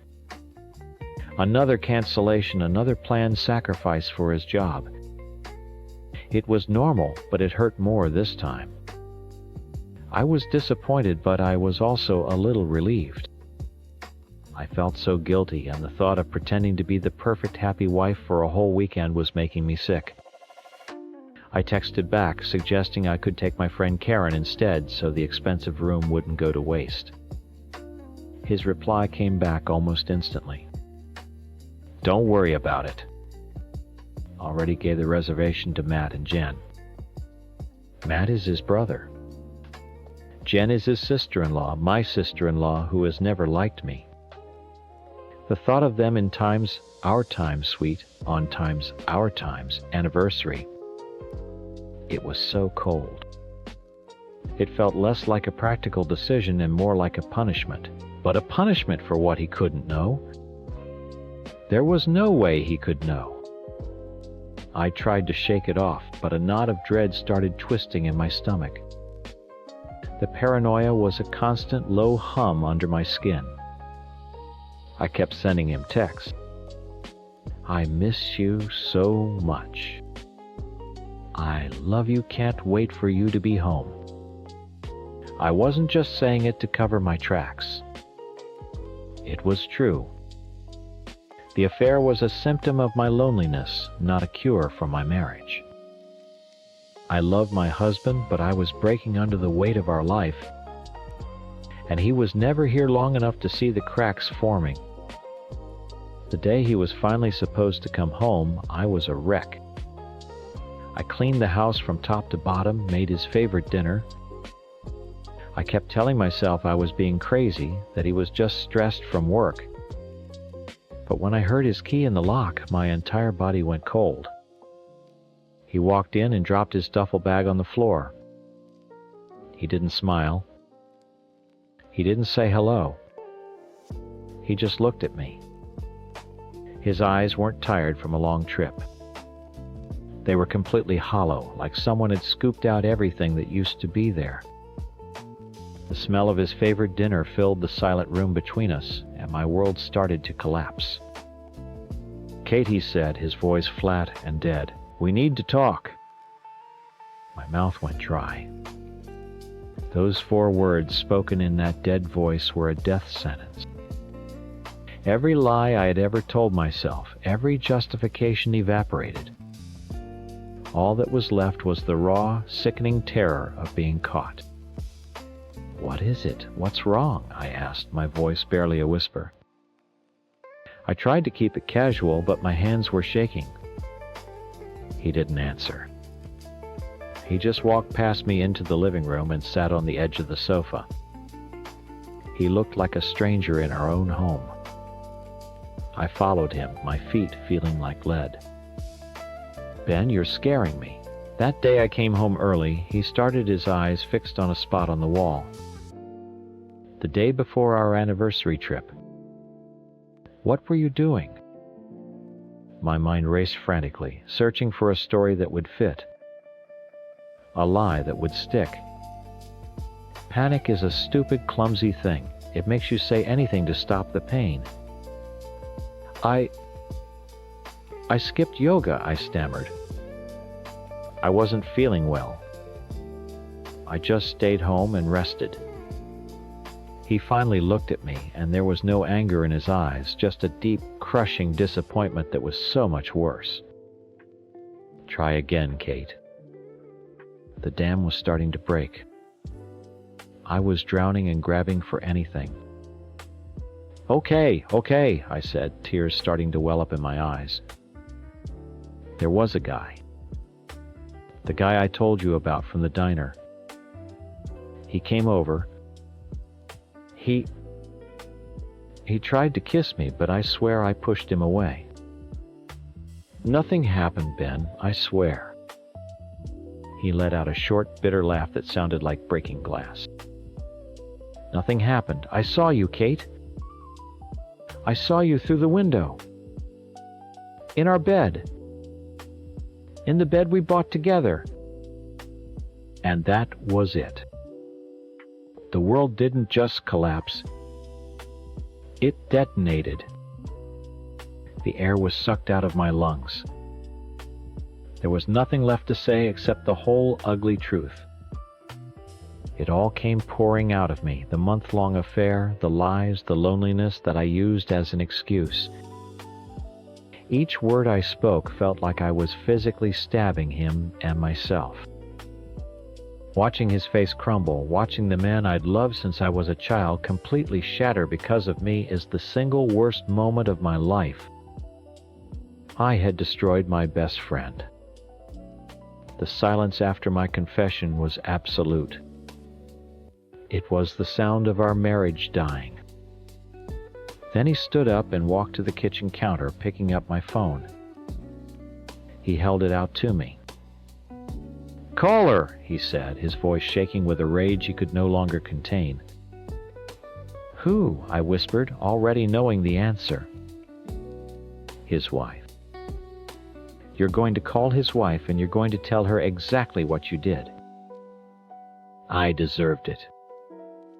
I deserved every second of the horror that followed.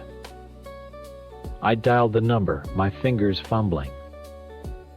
She answered on the second ring, her voice cheerful. Hearing her so happy and unaware made me want to vomit. I stumbled through the words, telling the stranger that I had been sleeping with her husband. Her cheerful voice turned to confusion, then to fear, then to a quiet choked disgust. She put her husband on the phone. The man who had made me feel so seen, so alive, was suddenly a pathetic, whining coward. He denied everything at first, until I told him Ben was standing right next to me. His whole story fell apart. In that moment I saw it all for what it was. My grand escape from loneliness wasn't some tragic romance. It was a cheap, dirty affair with a weak man. And I had wrecked 4 lives for it. Ben left after that. He packed a bag and said he was going to his family's cabin to think. He wouldn't even look at me. The next 2 days were a blur of crying and not sleeping. I couldn't let this be the end. He was my whole life. I called my 2 best friends, told them everything, and begged them to drive with me. I couldn't go alone. I needed someone to hold me up. The drive to the cabin was the longest drive of my life. When we pulled up, my heart sank. Matt's truck was there. And Jen's car. Of course they were there. Ben had called in his protectors. Jen opened the door before I could even knock. The look on her face was pure victory. She'd always known I wasn't good enough for her brother-in-law. It was Jen who had been spying on me. Ben had told me during our fight. She'd seen me with him in town and taken pictures, sending them to Ben while he was away. That's why he'd come home early. That's why he'd given them our anniversary suite. It had all been a test. A trap. And I'd walked right into it. Matt stood behind her, his arms crossed, looking at me with pure contempt. "You shouldn't be here, Kate," he said. I ignored them and pushed past, calling Ben's name. He came out of the back room looking exhausted. I begged him to talk to me just for 5 minutes, alone. He eventually agreed, leading me out onto the back porch.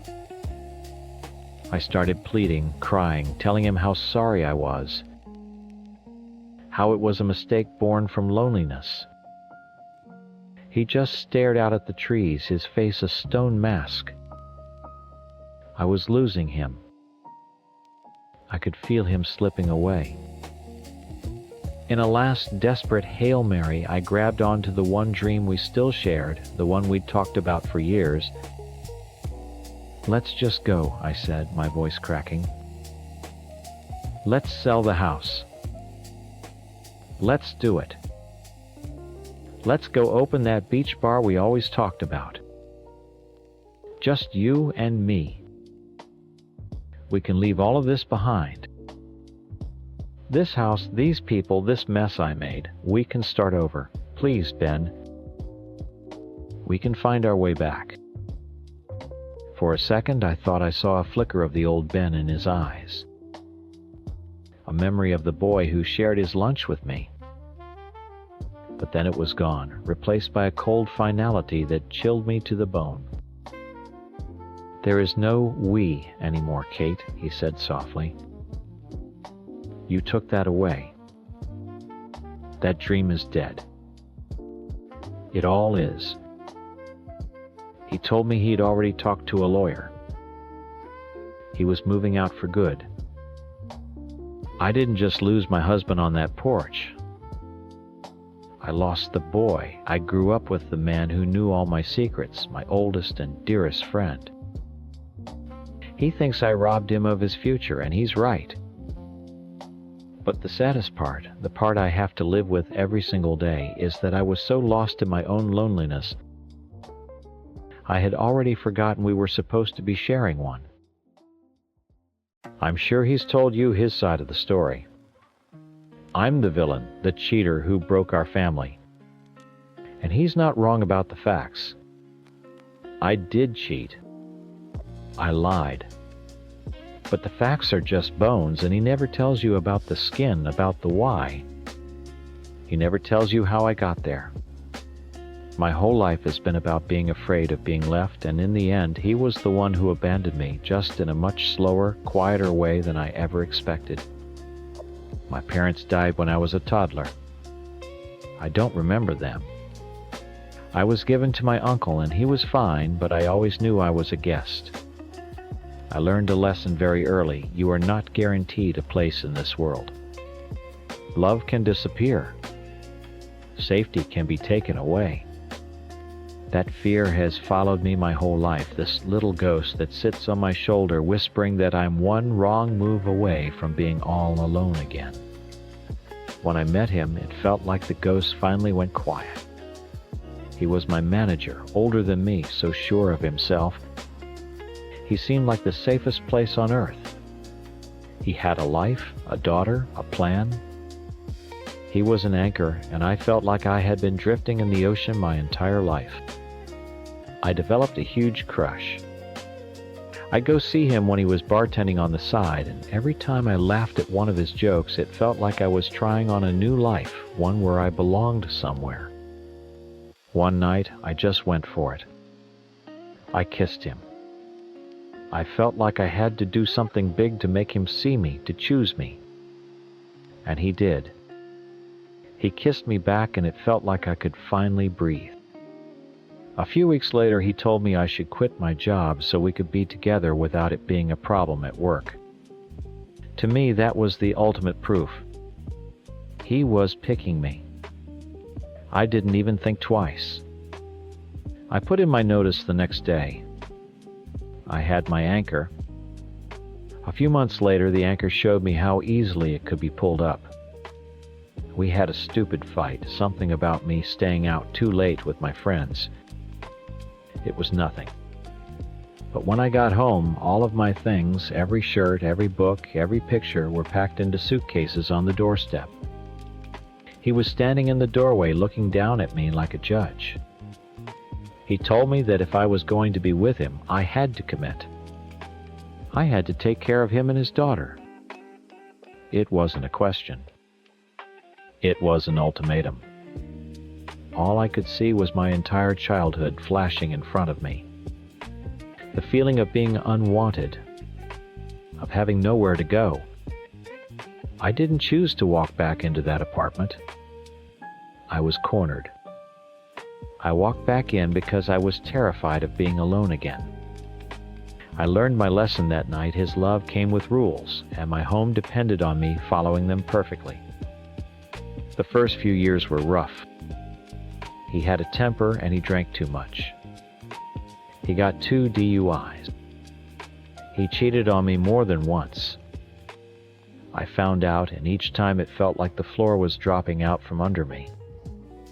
I was the one who had to hold everything together.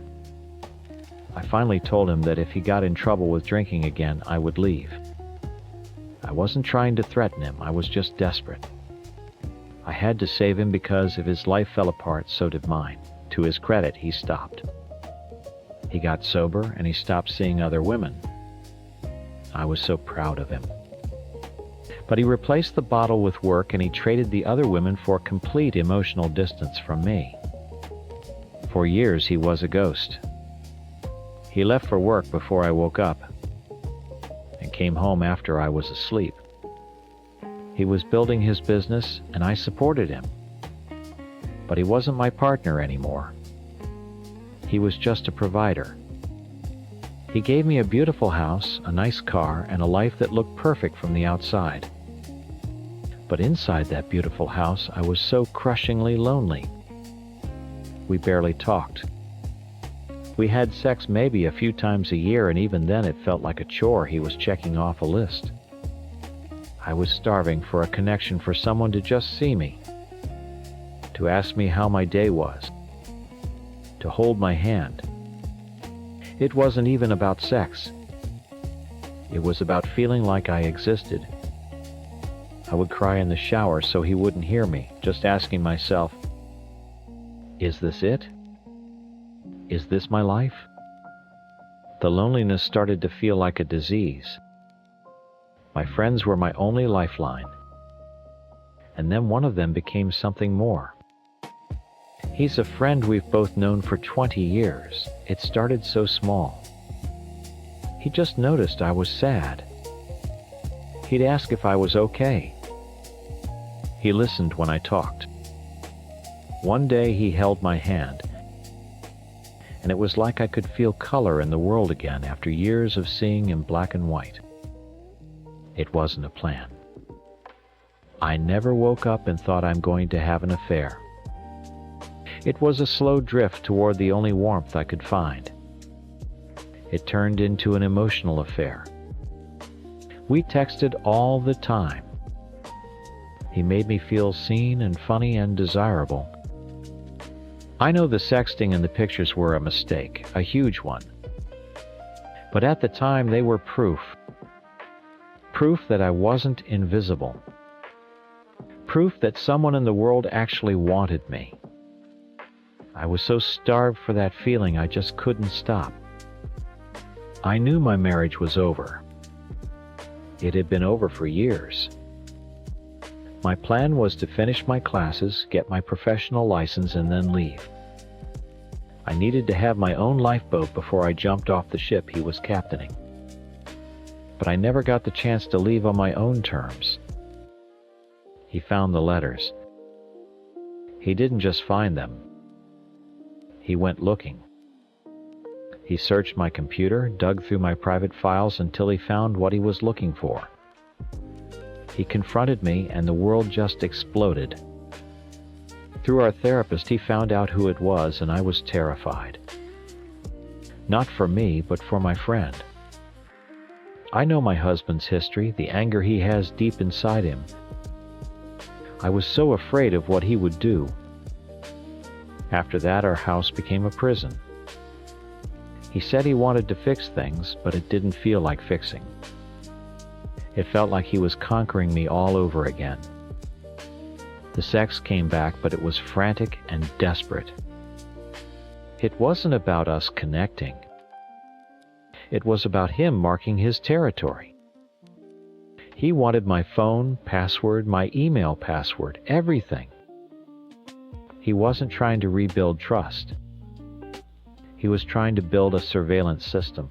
I felt like I was suffocating, walking on eggshells every second of the day. He watched my every move. I smiled when I was supposed to smile. I said I was sorry 1,000 times. And I played the part of the wife who was desperate to be forgiven. But all I felt was trapped and more alone than ever. So I kept lying. I know how that sounds. It sounds like I'm a terrible person who didn't care who was just playing him. But it wasn't like that. I'd agreed to stop all contact, and I meant it when I said it. But in the days that followed, nothing changed. The surveillance didn't stop. The feeling of being watched, of being on probation, was constant. He wasn't trying to understand why I was so unhappy. He was just trying to make sure I couldn't step out of line again. His love didn't feel like a comfort, it felt like a cage. The other man, he was my only connection to the outside world. He was the one person who knew the truth of how lonely I was. Cutting him off completely felt like cutting off my own oxygen. It was a lifeline I was terrified to let go of because I didn't trust that my husband wouldn't just pull the rug out from under me again. The first time we had a real fight, he packed my bags. What was stopping him from doing it again? So I kept talking to him. Just messages on Snapchat. Stupid, I know. But they were my secret proof that if my whole world fell apart, someone would still know I existed. It wasn't about choosing him over my husband. It was about pure childish terror of being left with nothing and no one. A few weeks after the discovery, my husband suggested we go away for a night. Get a hotel, try to connect. I agreed. I wanted to try. I really, really did. I was exhausted from the tension from performing the role of the good, sorry wife. I thought maybe, just maybe, if we could get out of that house, we could find a piece of what we used to have. The night was fine. It was awkward. We made small talk. We had sex, and it felt like we were both just going through the motions, trying to prove something. I remember lying in the hotel bed later, staring at the ceiling and just feeling this profound emptiness. I felt like I was failing a test I didn't even have the answers to. I eventually fell asleep, just worn out from the effort of it all. When I woke up the next morning, the other side of the bed was empty. His pillow was cold. My first thought was that he'd gone to get coffee. Then I saw my phone on the nightstand next to me. He had left it there, screen lit up. On it was a screenshot of the Snapchat messages between me and the other man. That's it. No note. No angry words scrawled on the hotel stationery. No yelling. He hadn't woken me up to confront me. To fight. To scream. He had waited until I was asleep, gone through my phone, found the proof he was looking for, and left. He just disappeared. I just sat there on the edge of the bed, staring at that screenshot. My whole body went numb. It was the doorstep all over again. The ultimate silent rejection. He didn't stay to fight for us. He didn't want to hear my reasons. He found my failure, my imperfection, and he executed the sentence. He abandoned me. The one thing I had spent my entire life being afraid of, he did it in the quietest, coldest way possible. I had to call a taxi to take me home from the hotel, sitting in the back seat like a ghost, my whole life packed into an overnight bag next to me. The aftermath has been a blur of lawyers and dividing up our lives. He tells everyone, our friends, our family, that I blew up our marriage with my affair. He's the victim, the hard-working husband who was betrayed by his unfaithful wife. And on paper, he's right. The facts support his story. He gets all the sympathy. I'm the monster who couldn't keep her legs closed. But they don't see the years of loneliness. They don't see the man who became a roommate instead of a partner.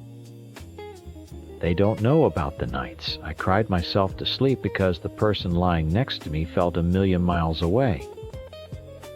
They don't know that the affair wasn't the thing that broke our marriage. It was just the loud noise that happened after years of it silently falling apart. It was a symptom of the disease, not the disease itself. I'm not trying to say I'm innocent. I messed up. I lied. I hurt him and I hurt our family, and I will have to live with that for the rest of my life. I hate the person I became in those last couple of years, but I also know that I was drowning. I was a person starving for a single scrap of emotional connection, and I took it from the wrong place because my own home had become a desert. He thinks this story is about my betrayal. He's built his whole new life on the foundation of that narrative. But it's not. This story is about a man who only knew how to own things, not how to love them. He owned a house, a business, and a wife. And when the wife malfunctioned, he got rid of her. From that first night he put my bags on the doorstep, he taught me that his love was conditional. For 20 years I tried to meet those conditions. I performed, I supported, I made myself smaller to fit into the life he was building.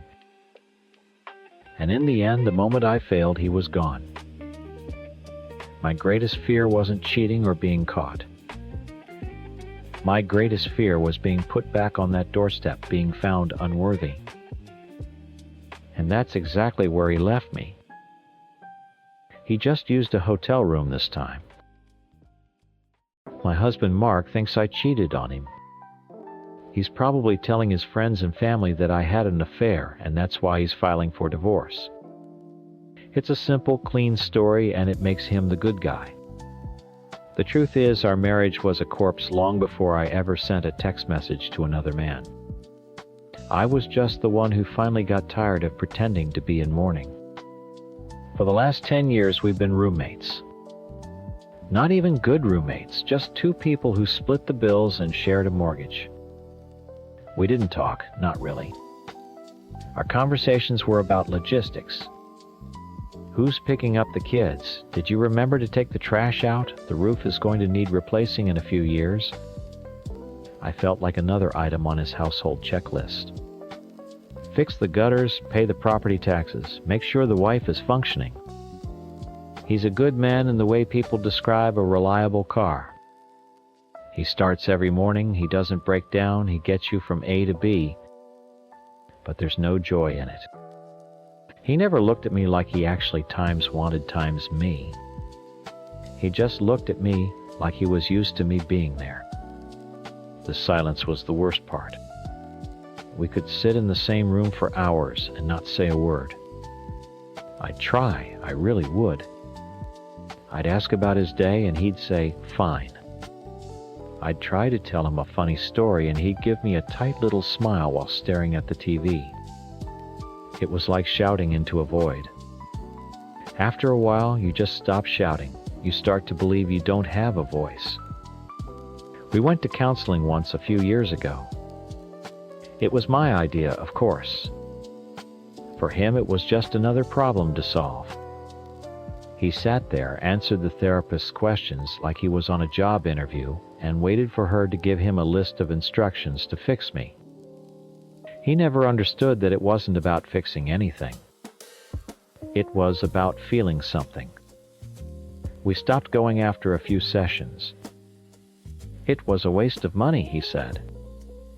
I was so lonely I thought it was going to physically kill me. You can't understand that kind of loneliness unless you've lived it, sleeping next to someone every night and feeling like you're on a different planet. Then I met Jack at my new job. It wasn't some grand romance. It was just easy. We were working on a project together and he made a stupid joke.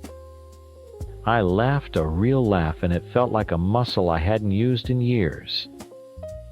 We started talking more at work and then it turned into texting. It was nothing serious. We'd send memes, complain about our boss, talk about what we were watching on TV. He was just a friend. But he was a friend who listened. He asked questions and actually waited for the answers. When I said something I thought was clever, he'd text back LOL or tell me I was funny. It was a tiny little spark of light in the gray, suffocating fog of my home life.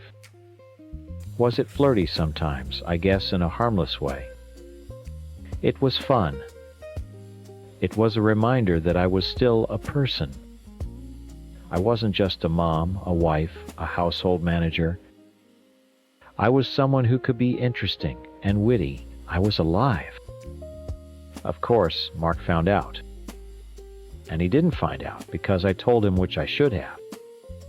He found out because he waited until I was asleep and went through my phone. He didn't come to me and say, "Hey, I'm feeling insecure," or "I'm worried about us." He went behind my back like a spy, looking for evidence to prove his worst fears. The confrontation was awful. He didn't ask me why.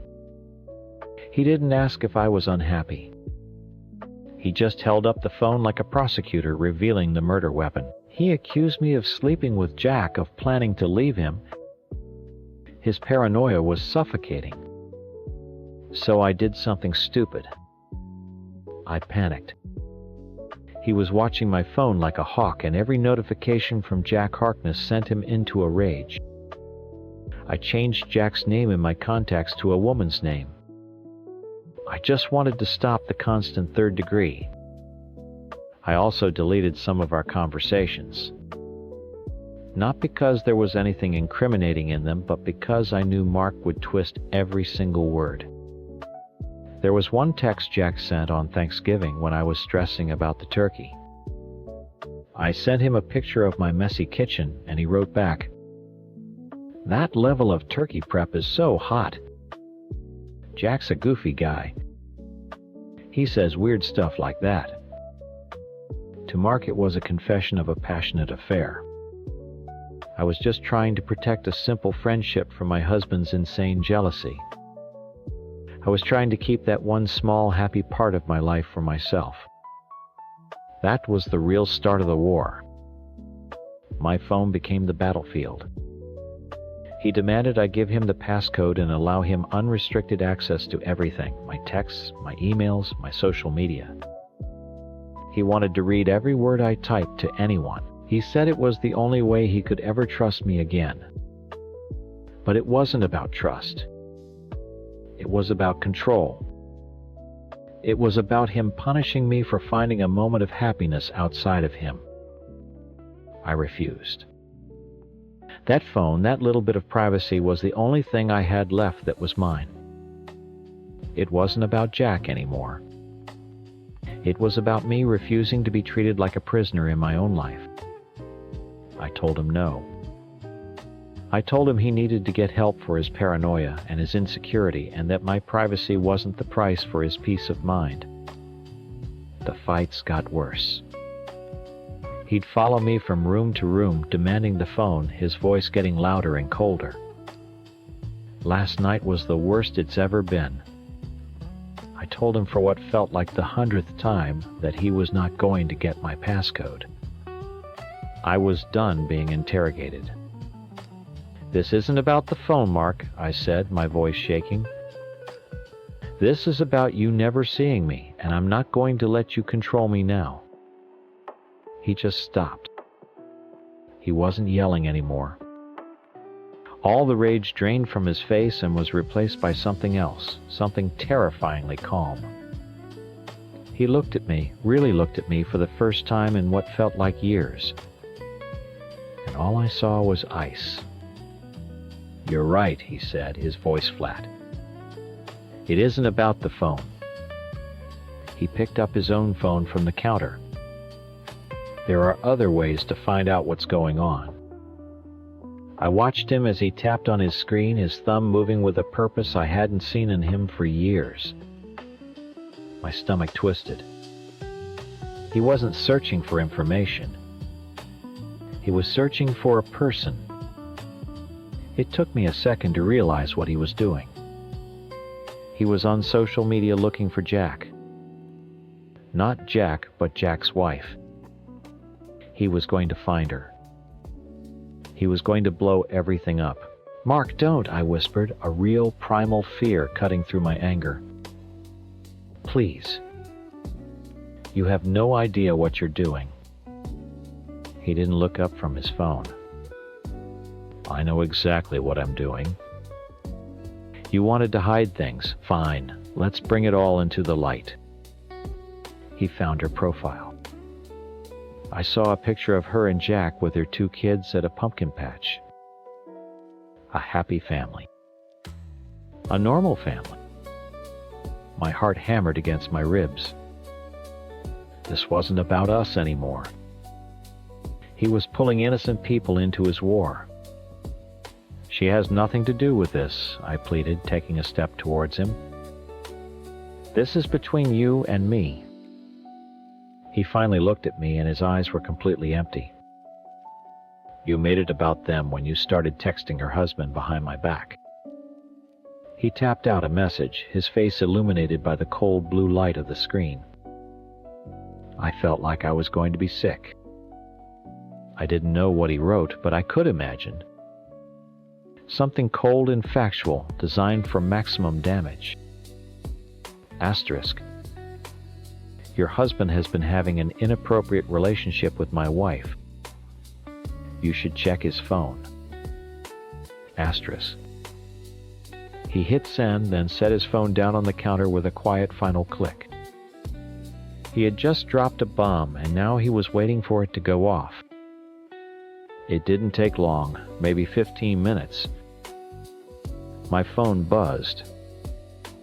It was Jack. I answered, my hand shaking. "What the hell did you do?" he whispered, his voice frantic. "My wife is losing her mind. She just got a message from your husband. He sent her screenshots." "Screenshots, you idiot. Why didn't you delete everything?" The blood drained from my face. Screenshots. Mark hadn't just found the text. He had documented them. The goofy joke about the turkey, the late-night complaints about work. He'd saved them like ammunition. He'd been preparing for this. "I'm so sorry, Jack," I stammered. "I had no idea he would. My life is blowing up right now because of you," he cut me off, his voice cracking. "I can't talk to you. Ever again. Lose my number." He hung up. And just like that, it was over. The one small friendship, the one little escape was gone. Erased. I stood in the kitchen, the silence rushing back in heavier and more menacing than ever before. Mark was watching me, his expression unreadable. "There," he said, as if he'd just finished a chore. "Now we know." "Know what, Mark?" I snapped, the shock finally giving way to a white-hot fury. "What do we know?" "That you're cruel enough to ruin someone's life just to prove a point. That you're a coward who attacks other people because you can't handle your own feelings." He didn't even flinch. I did what I had to do. "You refused to be honest with me." It was his new mantra. He wasn't a paranoid, controlling husband. He was a rational man forced into a corner. He had calmly and logically detonated our lives, and now he was standing back pretending to be a victim of the blast. The next few days were a special kind of hell. We lived in the same house but didn't speak. The air was thick with hate. I felt like I was suffocating. I went to work and pretended everything was fine, terrified that at any moment HR would call me into an office.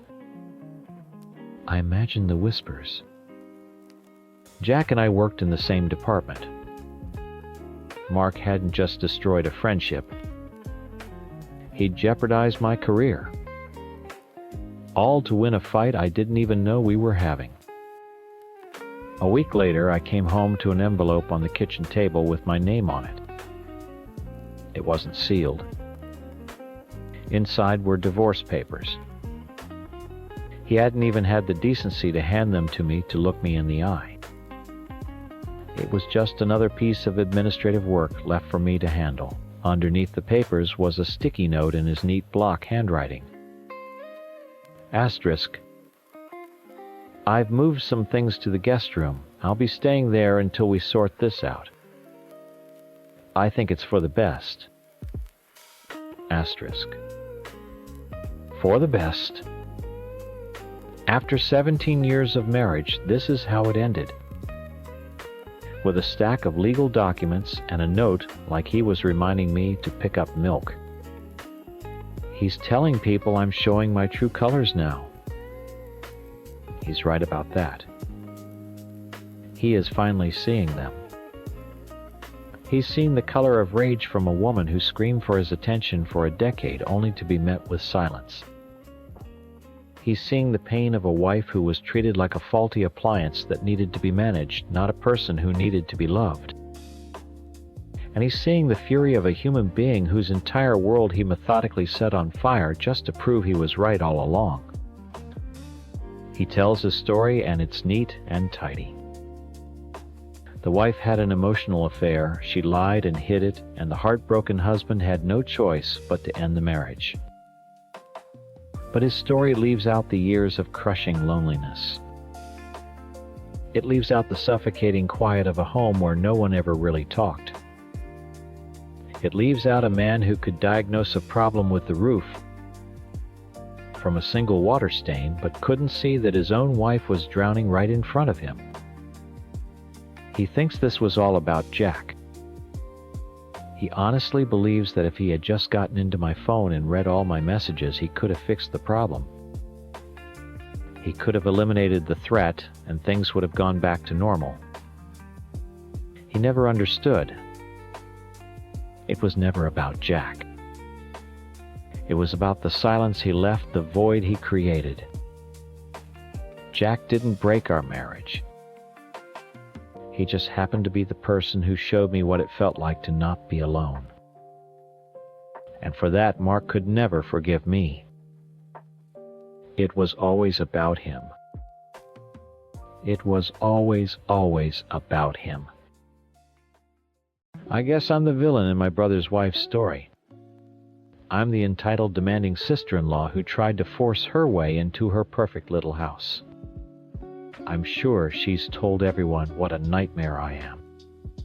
But has she told them why? Has she told them what it feels like to have your entire world dissolve into thin air in a single afternoon? No. Of course not. Because to her, this is all just an inconvenience. To me, it was the end of my life. For 16 years, my world was my family. That was my job. Greg made the money, yes, but I made the life. I was the one who went to every parent-teacher conference for our daughter Teresa. I was the one who planned the birthday parties, remembered his mother's anniversary, and made sure the house was a home, not just a building we slept in. I was proud of it. We were a team, a solid unit. I built our world brick by brick, and I thought it was forever. That's why when my best friend Chloe lost her job and her apartment, I didn't even think twice. Move in with us, I told her.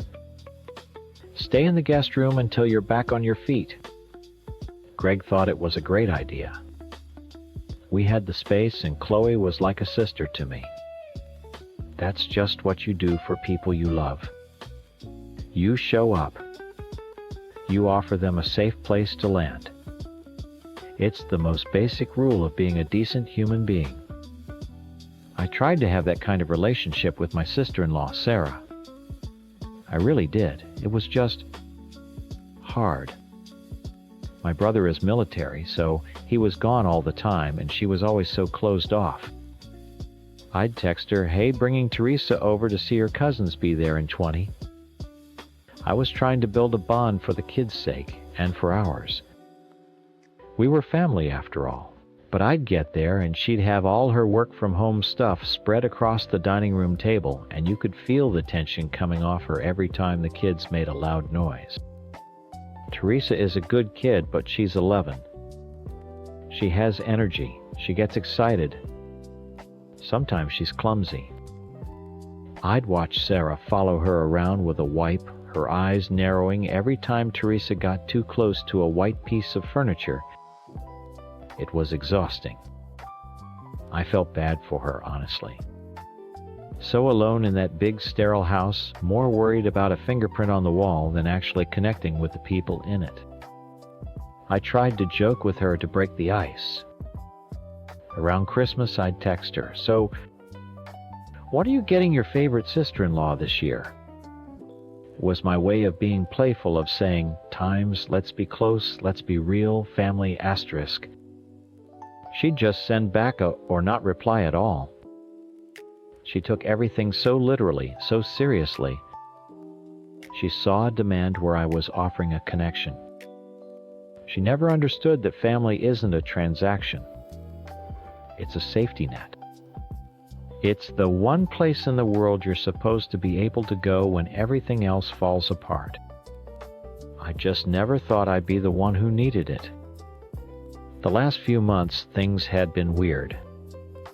Greg was working late, more often glued to his phone, smiling at texts that he'd quickly hide if I walked into the room. Chloe, who I'd helped get a job at a local boutique, was suddenly flush with cash, buying new clothes and getting her hair done. She was distant, too. When I'd try to talk to her, really talk, her eyes would slide away. I told myself I was being paranoid.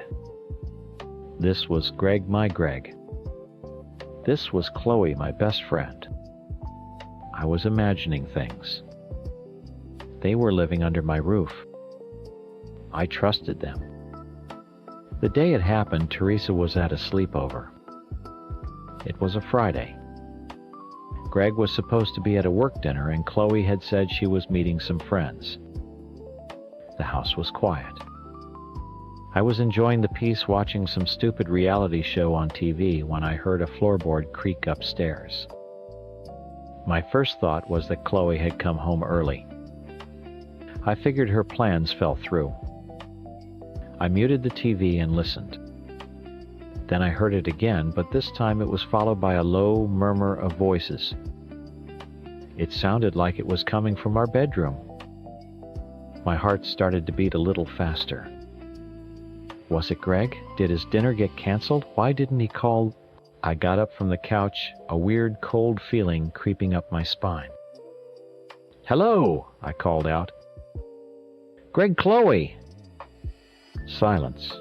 Now I was scared.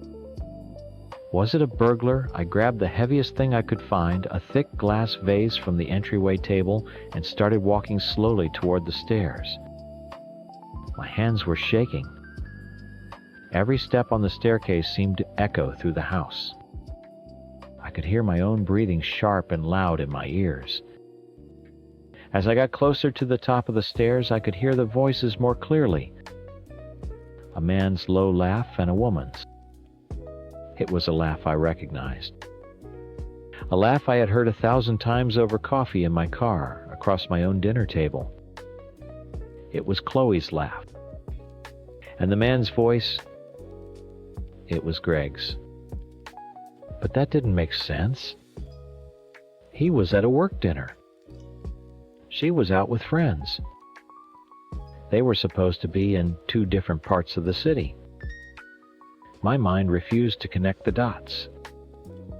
I told myself there had to be a simple explanation. They both came home early and they were just talking. Maybe they were planning a surprise for me. My birthday was next month. Yes, that had to be it. A surprise. I reached the top of the stairs and walked down the hallway to our bedroom. The door was closed, but not all the way. It was cracked open just an inch, a dark slice in the white door. The low murmur of their voices was coming from inside. I took a deep, shaky breath, my knuckles white from gripping the vase. I told myself I was being ridiculous. I just needed to push the door open and see them sitting on the bed laughing about the silly surprise they were planning. I put my hand on the cool metal of the doorknob, held my breath and pushed. The world tilted on its axis. The vase I was holding slipped from my sweaty fingers and crashed onto the hardwood floor, exploding into 100 glittering shards. The sound was deafening in the quiet hallway.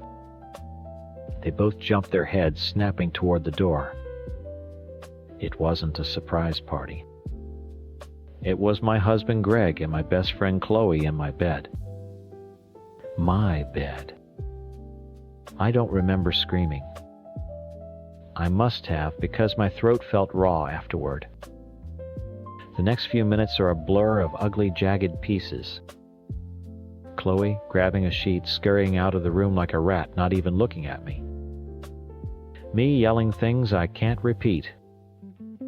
And Greg. Greg just stood there. He pulled on a pair of shorts with the calmest expression I have ever seen. There was no shame, no panic, nothing. It was like I had just caught him eating a cookie before dinner. "You need to calm down," he said, his voice flat. "Calm down, I think." I lunged at him then. He just held me by my arms, his grip like iron, until I exhausted myself, sobbing and shaking. That's when he laid it all out, cold and clean as a surgeon's scalpel. It had been going on for months. He was in love with her. He wanted a divorce. "What about Teresa? What about our home?" I choked out, looking around the room I had painted, at the furniture I had picked out, at the life I had built. He looked at me with dead eyes. "You mean my home," he said. He reminded me of the prenup I'd signed when I was 22, and so stupidly in love I would have signed anything. He told me that he made the money, he paid the mortgage, and that my 16 years of work raising our daughter, running our lives, were worth nothing. He said it, asterisk, nothing, asterisk. And then the final unbelievable cruelty, he told me Chloe was staying. That while we sorted things out, she would be moving into our room. My room. And I was to go back to the guest room, the one she had just vacated. I was a ghost in my own house. For 2 days I hid in that guest room, listening to them whisper and laugh down the hall. I'd see them in the kitchen making coffee together at the counter where I used to stand. I looked at my daughter, who was due back from her sleepover any minute, and a primal fear washed over me. I could not let her walk into this. I couldn't let this poison touch her. We had to get out. My mind was a hurricane, but through the chaos, one lighthouse appeared: my brother. Family. It wasn't a thought, it was an instinct. He was deployed, but his home, his wife, his family were here. Sarah had a 3-bedroom house. Her kids were little. There was space. It wasn't a question of times, if times we could go, it was just a fact. It was the entire point of family. When your ship sinks, they send the lifeboat. You don't have to ask for it. My hands were still trembling as I dialed her number. I tried to make my voice sound steady, like I had a plan, like I wasn't falling to pieces.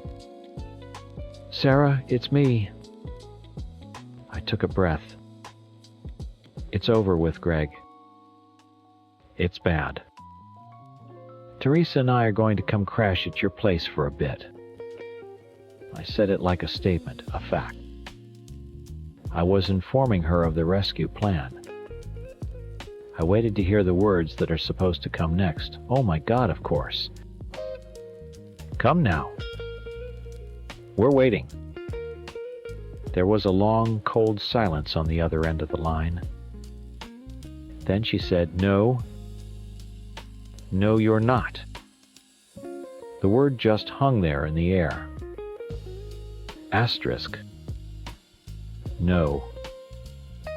Asterisk. It didn't make any sense. It was like telling a drowning person, "No, you can't get in the boat." I started to stammer, trying to explain that my husband had moved his mistress into my bed, that I had nowhere else to go. She cut me off. "We just can't have that right now," she said, her voice completely devoid of any emotion. She started listing things, petty complaints, as if she were reading from a spreadsheet. She said Teresa was too rough with her kids' toys. She brought up a comment I had made weeks ago after a friend of mine got cheated on, where I had said, "You can't trust any man." She said it was inappropriate and made her uncomfortable. I couldn't believe what I was hearing. My world was on fire, my life had been reduced to ashes, and she was worried about a broken toy and a throwaway comment. "Sarah, please," I begged. The strength I was faking completely crumbled. "Please. I have nowhere else to go. He's kicking me out. I just need a safe place for my daughter." I was crying openly, pleading with my brother's wife, my family, to show an ounce of human decency. "I'm sorry," she said, and she didn't sound sorry at all. "The answer is no." And she hung up. I just stood there, phone in my hand, listening to the dial tone. I had been betrayed twice in 3 days. First by the man I'd given my life to, and then by the family that was supposed to be my last resort. Later that night, my brother called. For a second, a stupid, hopeful part of me thought he was calling to apologize, to say Sarah had made a horrible mistake, and they were on their way to get me. But his voice was the same as hers. Calm, distant.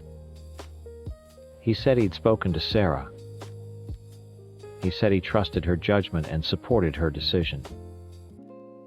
He said they'd help me look for an apartment, maybe send some money for a deposit. They were offering me a transaction. A problem to be managed. Not a home, not a sanctuary. They left me. They closed the door, locked it, and left me and my 11-year-old daughter on the outside. They sat in judgment of my desperation from the safety of their perfect, stable life while mine burned to the ground. All because I was too messy, too loud, too much of a problem. All because my grieving child might break a lamp. And I'm supposed to be the villain of this story, fine. But they're the ones who left their family to drown. I'm the villain of his story. I know I am. The cheating college girlfriend who broke his heart disappeared, and then crawled back 15 years later when her own perfect life fell apart. If you heard it from his side, you'd call me a monster, and you'd probably be right. But I need you to understand why. Not to forgive me, but just to see how a person can make a choice that ruins everything and believe with their whole heart that they're doing the right thing. My life has never really been my own. It's always been a group project, and I was just the project manager. My parents, my friends, they were the board of directors. They gave the advice, they set the goals, and I executed the plan. And for most of my life, the plan worked. Then I met him in college, and it was the first thing that was ever truly mine. Loving him felt like breathing for the first time. He was handsome, I mean ridiculously so. The kind of handsome that makes you feel a little dizzy. But more than that, he was kind. He saw me in a way no one else ever had. With him, I wasn't a project to be managed. I was just me. It was thrilling and easy and felt more real than anything else in my life. It was also terrifying. My circle, my board of directors, saw him as a threat. A beautiful, charming, dangerous risk. My best friend Sarah would say, "Pretty boys like that always cheat. It's just a matter of time." My dad would ask, "What's his plan? What's his career path?" They saw his passion and his go-with-the-flow nature, not as a strength, but as a fatal flaw. They painted a future with him that was a rickety roller coaster fun for a while, but destined to fly off the rails. Then they presented me with Mark. Mark was sensible. He was in the business school, had an internship lined up, and his 5-year plan had a 10-year plan backup. He was nice enough, stable, grounded. He wasn't a spark. He was a savings bond. My friends loved him. My parents adored him. They saw him as the responsible investment, the guaranteed return. I was 20 years old, and everyone I had ever trusted in my entire life was telling me in 100 different ways that my love for my boyfriend was a mistake, and my security with Mark was the answer. I felt their unanimous decision pressing down on me, and I convinced myself their wisdom was better than my own heart. Trying to break up with him was impossible. My heart wasn't in it, so the words wouldn't come out right. Every time I'd try, he'd look at me with those honest eyes, ask me what was wrong, and I'd fall apart and fall right back into his arms. My weakness was obvious. My friends saw it. "He's never going to let you go," Sarah told me over coffee. "You have to do something he can't forgive. You have to burn the bridge so you can't run back across it." Their voices were in my head that night at the party. Their logic mixed with way too much cheap vodka felt like the only clear thought I had. I had to do something decisive. Something that would make him hate me. I needed him to be the one to end it because I was too much of a coward to walk away on my own. So I did it. I sabotaged us in the most brutal way I could think of. I started making out with a guy from our history class. Then another one. Then, and this is the part I can barely even think about, I kissed 2 of our mutual friends. I did it where I knew he could see.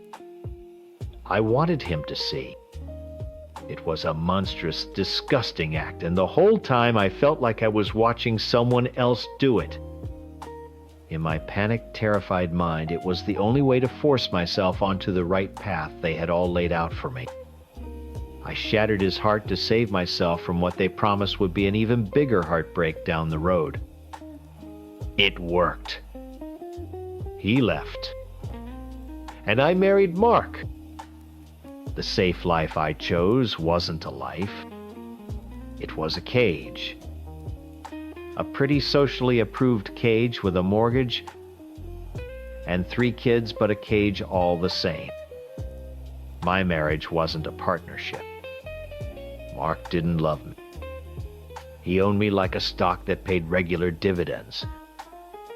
And when a younger, shinier stock caught his eye, he liquidated his assets.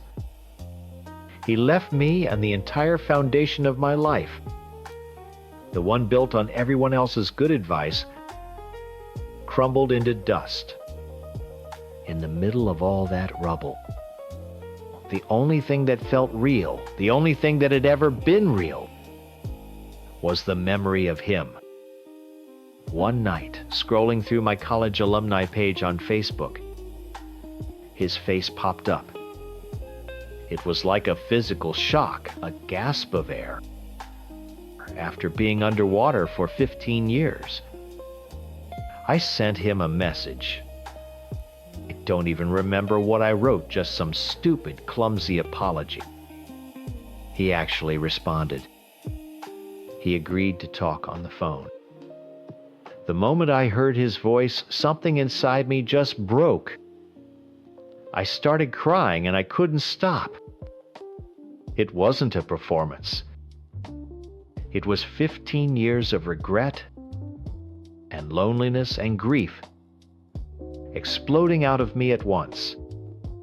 I think I scared him, but he agreed to meet me for coffee when he was in town. I saw him standing outside the restaurant, and he looked older, but he was still so much himself it hurt. The years just melted away. All the pain, all the bad advice, all the fear, it vanished. All I could feel was this desperate need to connect with the one person I had ever truly chosen for myself. So I ran to him. I threw my arms around him and just held on, burying my face in his jacket. For a second, there was nothing. He was stiff, a statue. Then slowly he put his hands on my arms and gently pushed me back. There was no anger in his face, not yet. Just a kind of tired sadness. "Let's go for a walk," he said, his voice quiet. We walked to a nearby park and sat on a bench, the silence between us heavy and loud. I tried to start to explain, but the words were a jumble in my throat.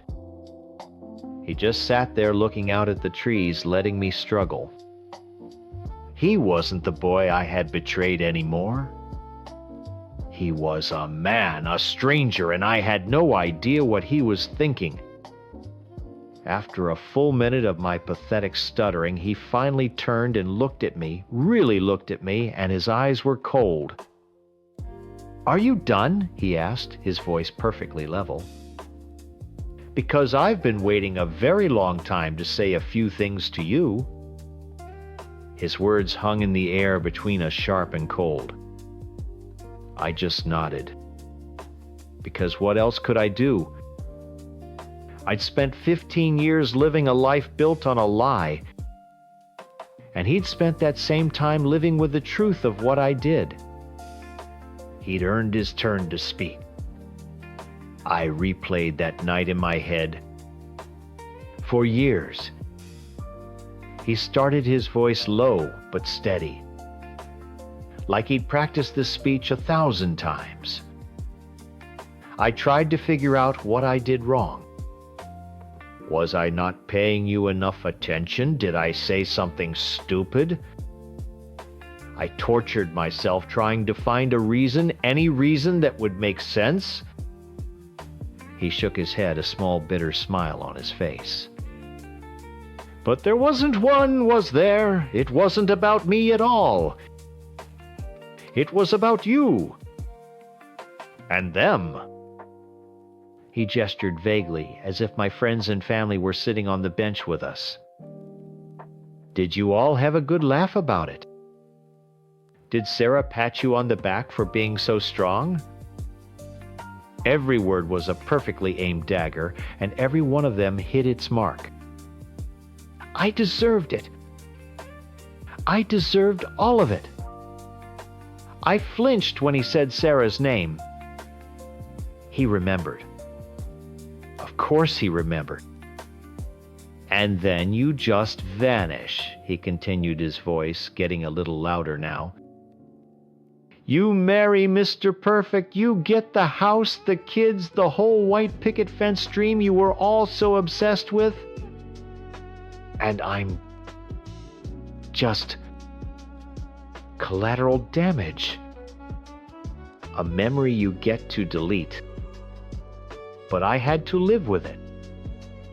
I had to see our friends, the same friends you kissed, and pretend it didn't feel like my insides were being ripped out.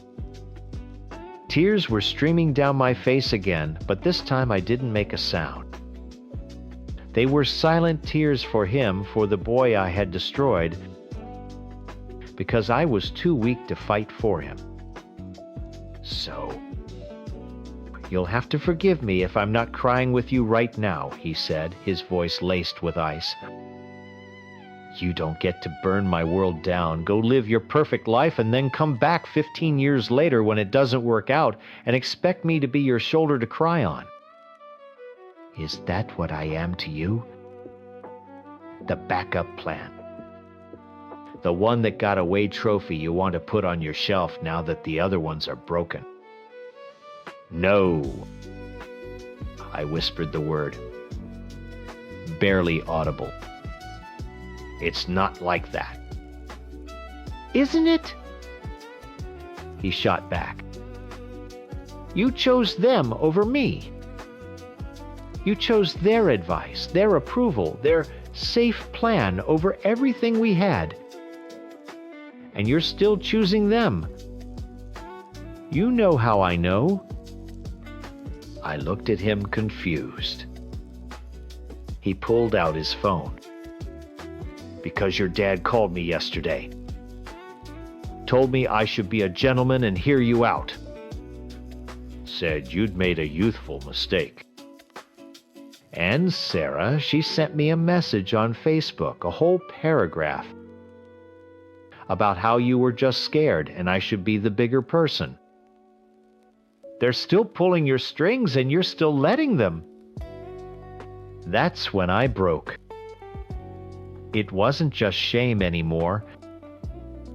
It was a wave of disgust so strong it made me feel sick. He was right. He was completely devastatingly right.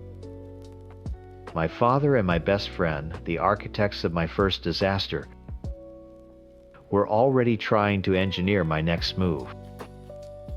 They saw me as a problem to be solved, and he was the solution they were pushing on me now. They hadn't changed, and in their eyes, neither had I. He saw the look on my face and stood up. I'm not a piece in your game. Not then and not now. I have a life, a good one. A life I built myself with a woman I trust. You don't get to show up and drop your baggage on my doorstep. He stood over me for a moment, and for the first time, I saw the anger in his eyes give way to a deep, profound sadness. It was the look of a man seeing a ghost.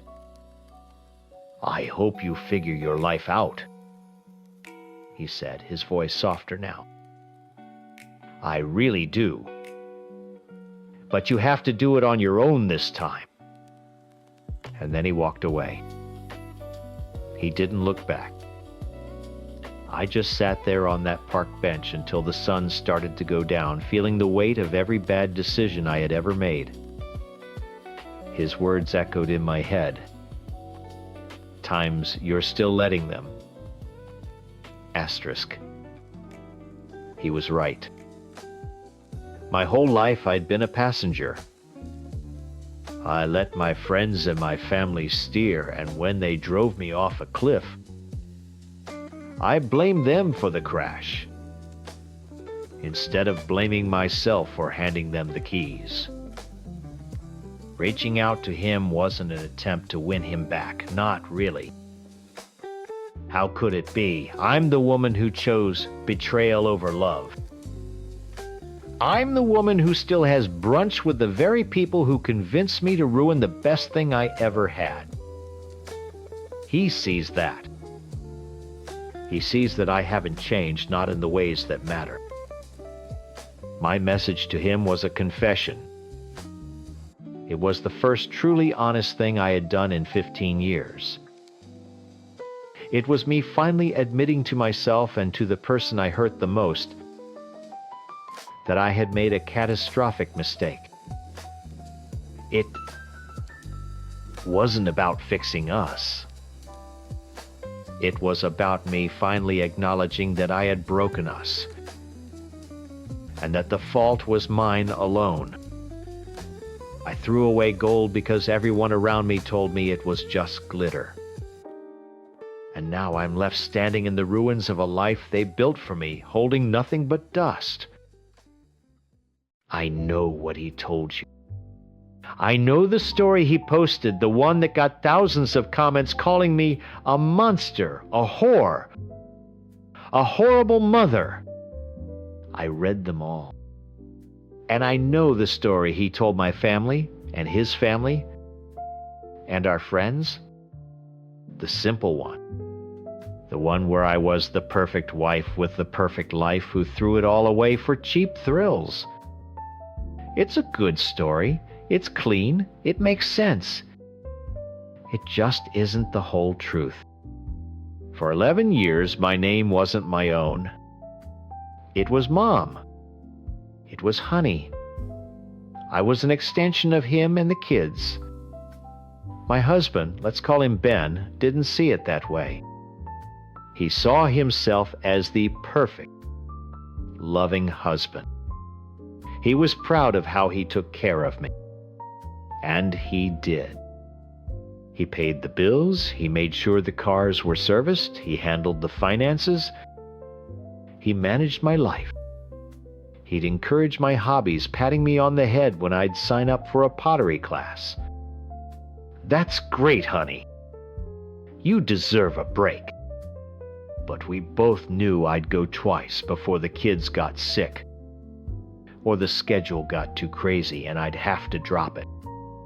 He got to be the supportive husband, and I got to feel like a failure for not being able to handle one little thing for myself.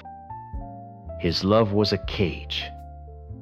A really comfortable, well-decorated cage with great Wi-Fi.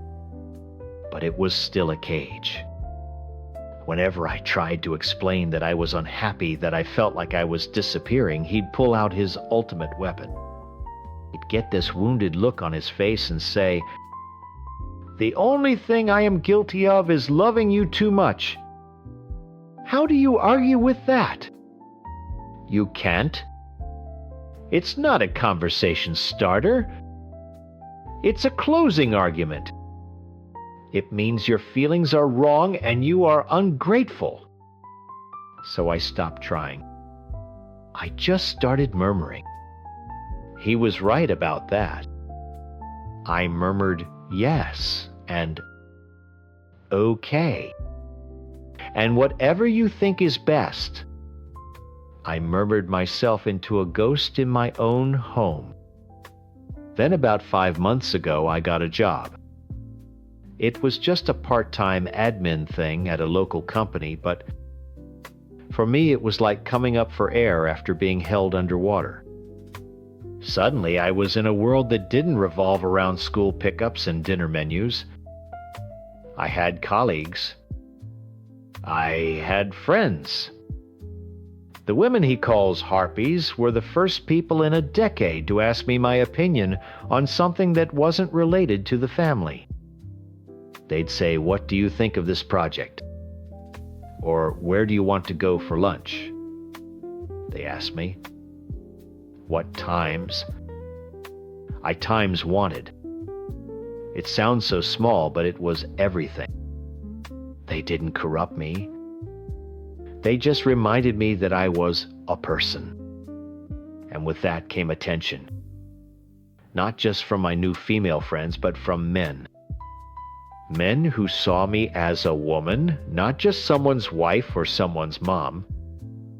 And yes, it was intoxicating. For the first time in years, someone looked at me and I didn't feel like I was wearing a stained t-shirt, even if I was. It wasn't really about sex. It was about being seen. It was proof that the woman I used to be wasn't completely dead. She was just dormant. And she was waking up. I knew things with Ben couldn't stay the same. I couldn't go back into the cage. But I didn't want to blow up our family. I love my kids more than anything. And a part of me, a deep and stubborn part, still loved the man I'd built a life with. I thought we could change. I thought we could grow into something different, something better. That's where the idea of an open relationship came from. I know how it sounds. It sounds like an excuse to cheat. But in my head, it was a desperate, stupid, clumsy attempt to let some light and air into our marriage. It was a way of saying, look, I'm suffocating. I need more. Can we find a way to give each other more without tearing everything down? I thought if I could just be honest about the part of me that was waking up, maybe he could be honest about his needs too. Maybe we could find a new way to be together. I brought it up one morning over breakfast. The kids were at school. It was quiet. I tried to be casual, testing the waters. I asked him if he'd ever heard of it, what he thought about it as a concept. The change in him was instant and terrifying. It was like a switch flipped. The warm, loving husband disappeared. His face went cold. His jaw was so tight I thought his teeth would crack. This wasn't a man whose heart was breaking.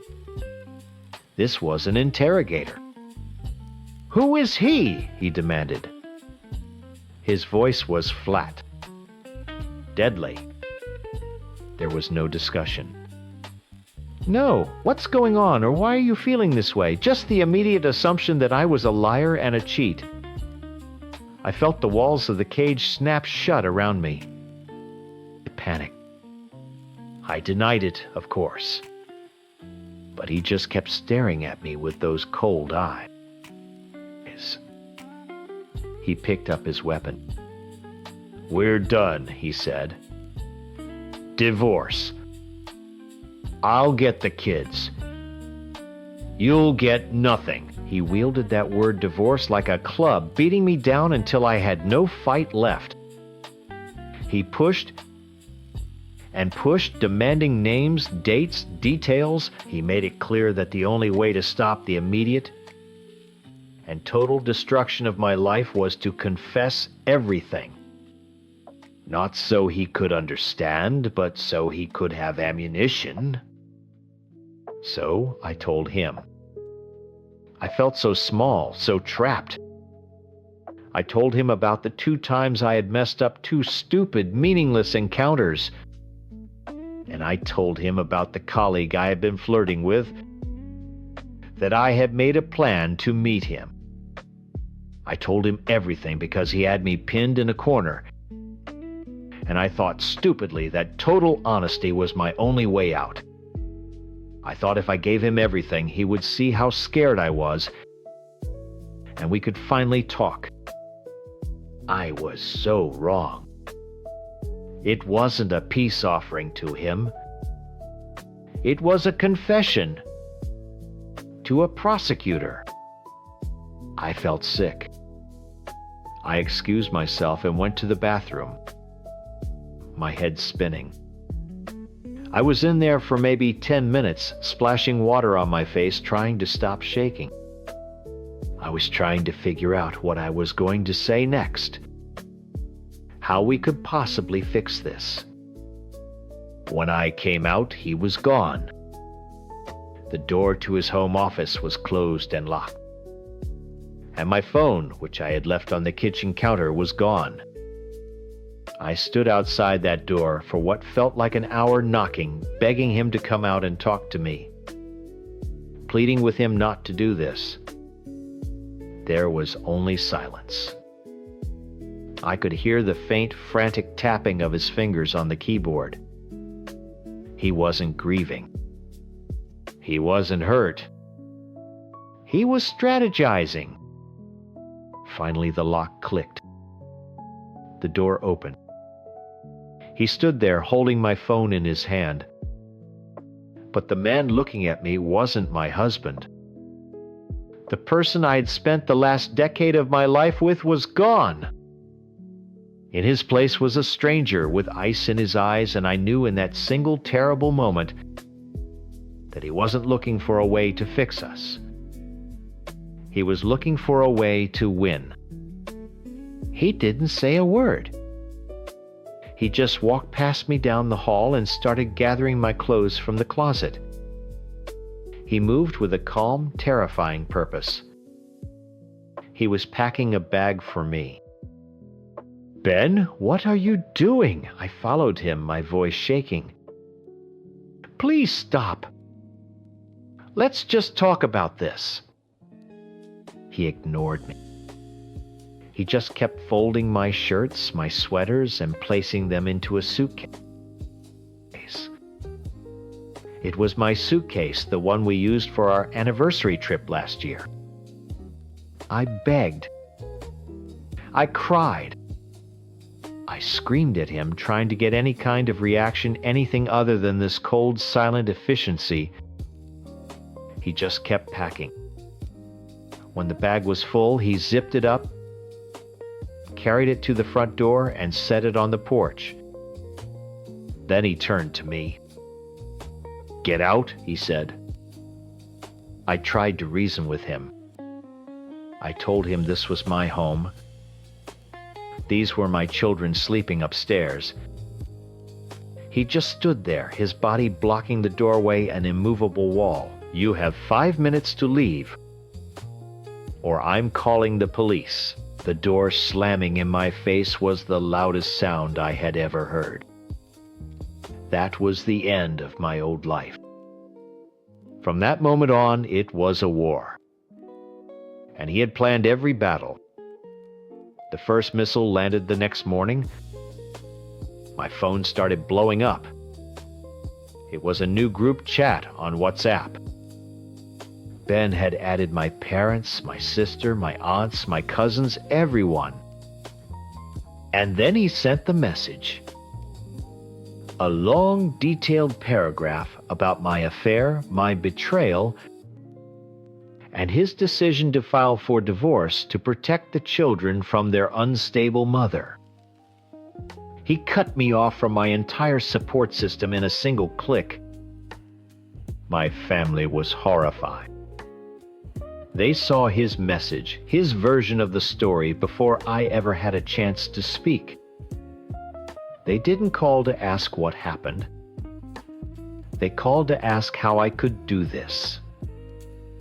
The next attack was even more cruel, more calculated. I had told him about my colleague, the one I had planned to meet. He had seen our messages on my phone.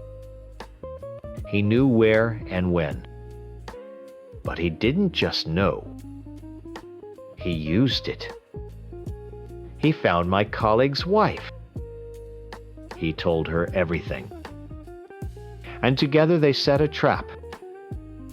I went to the hotel, feeling sick with guilt and confusion, but also desperate for a human connection, someone to talk to.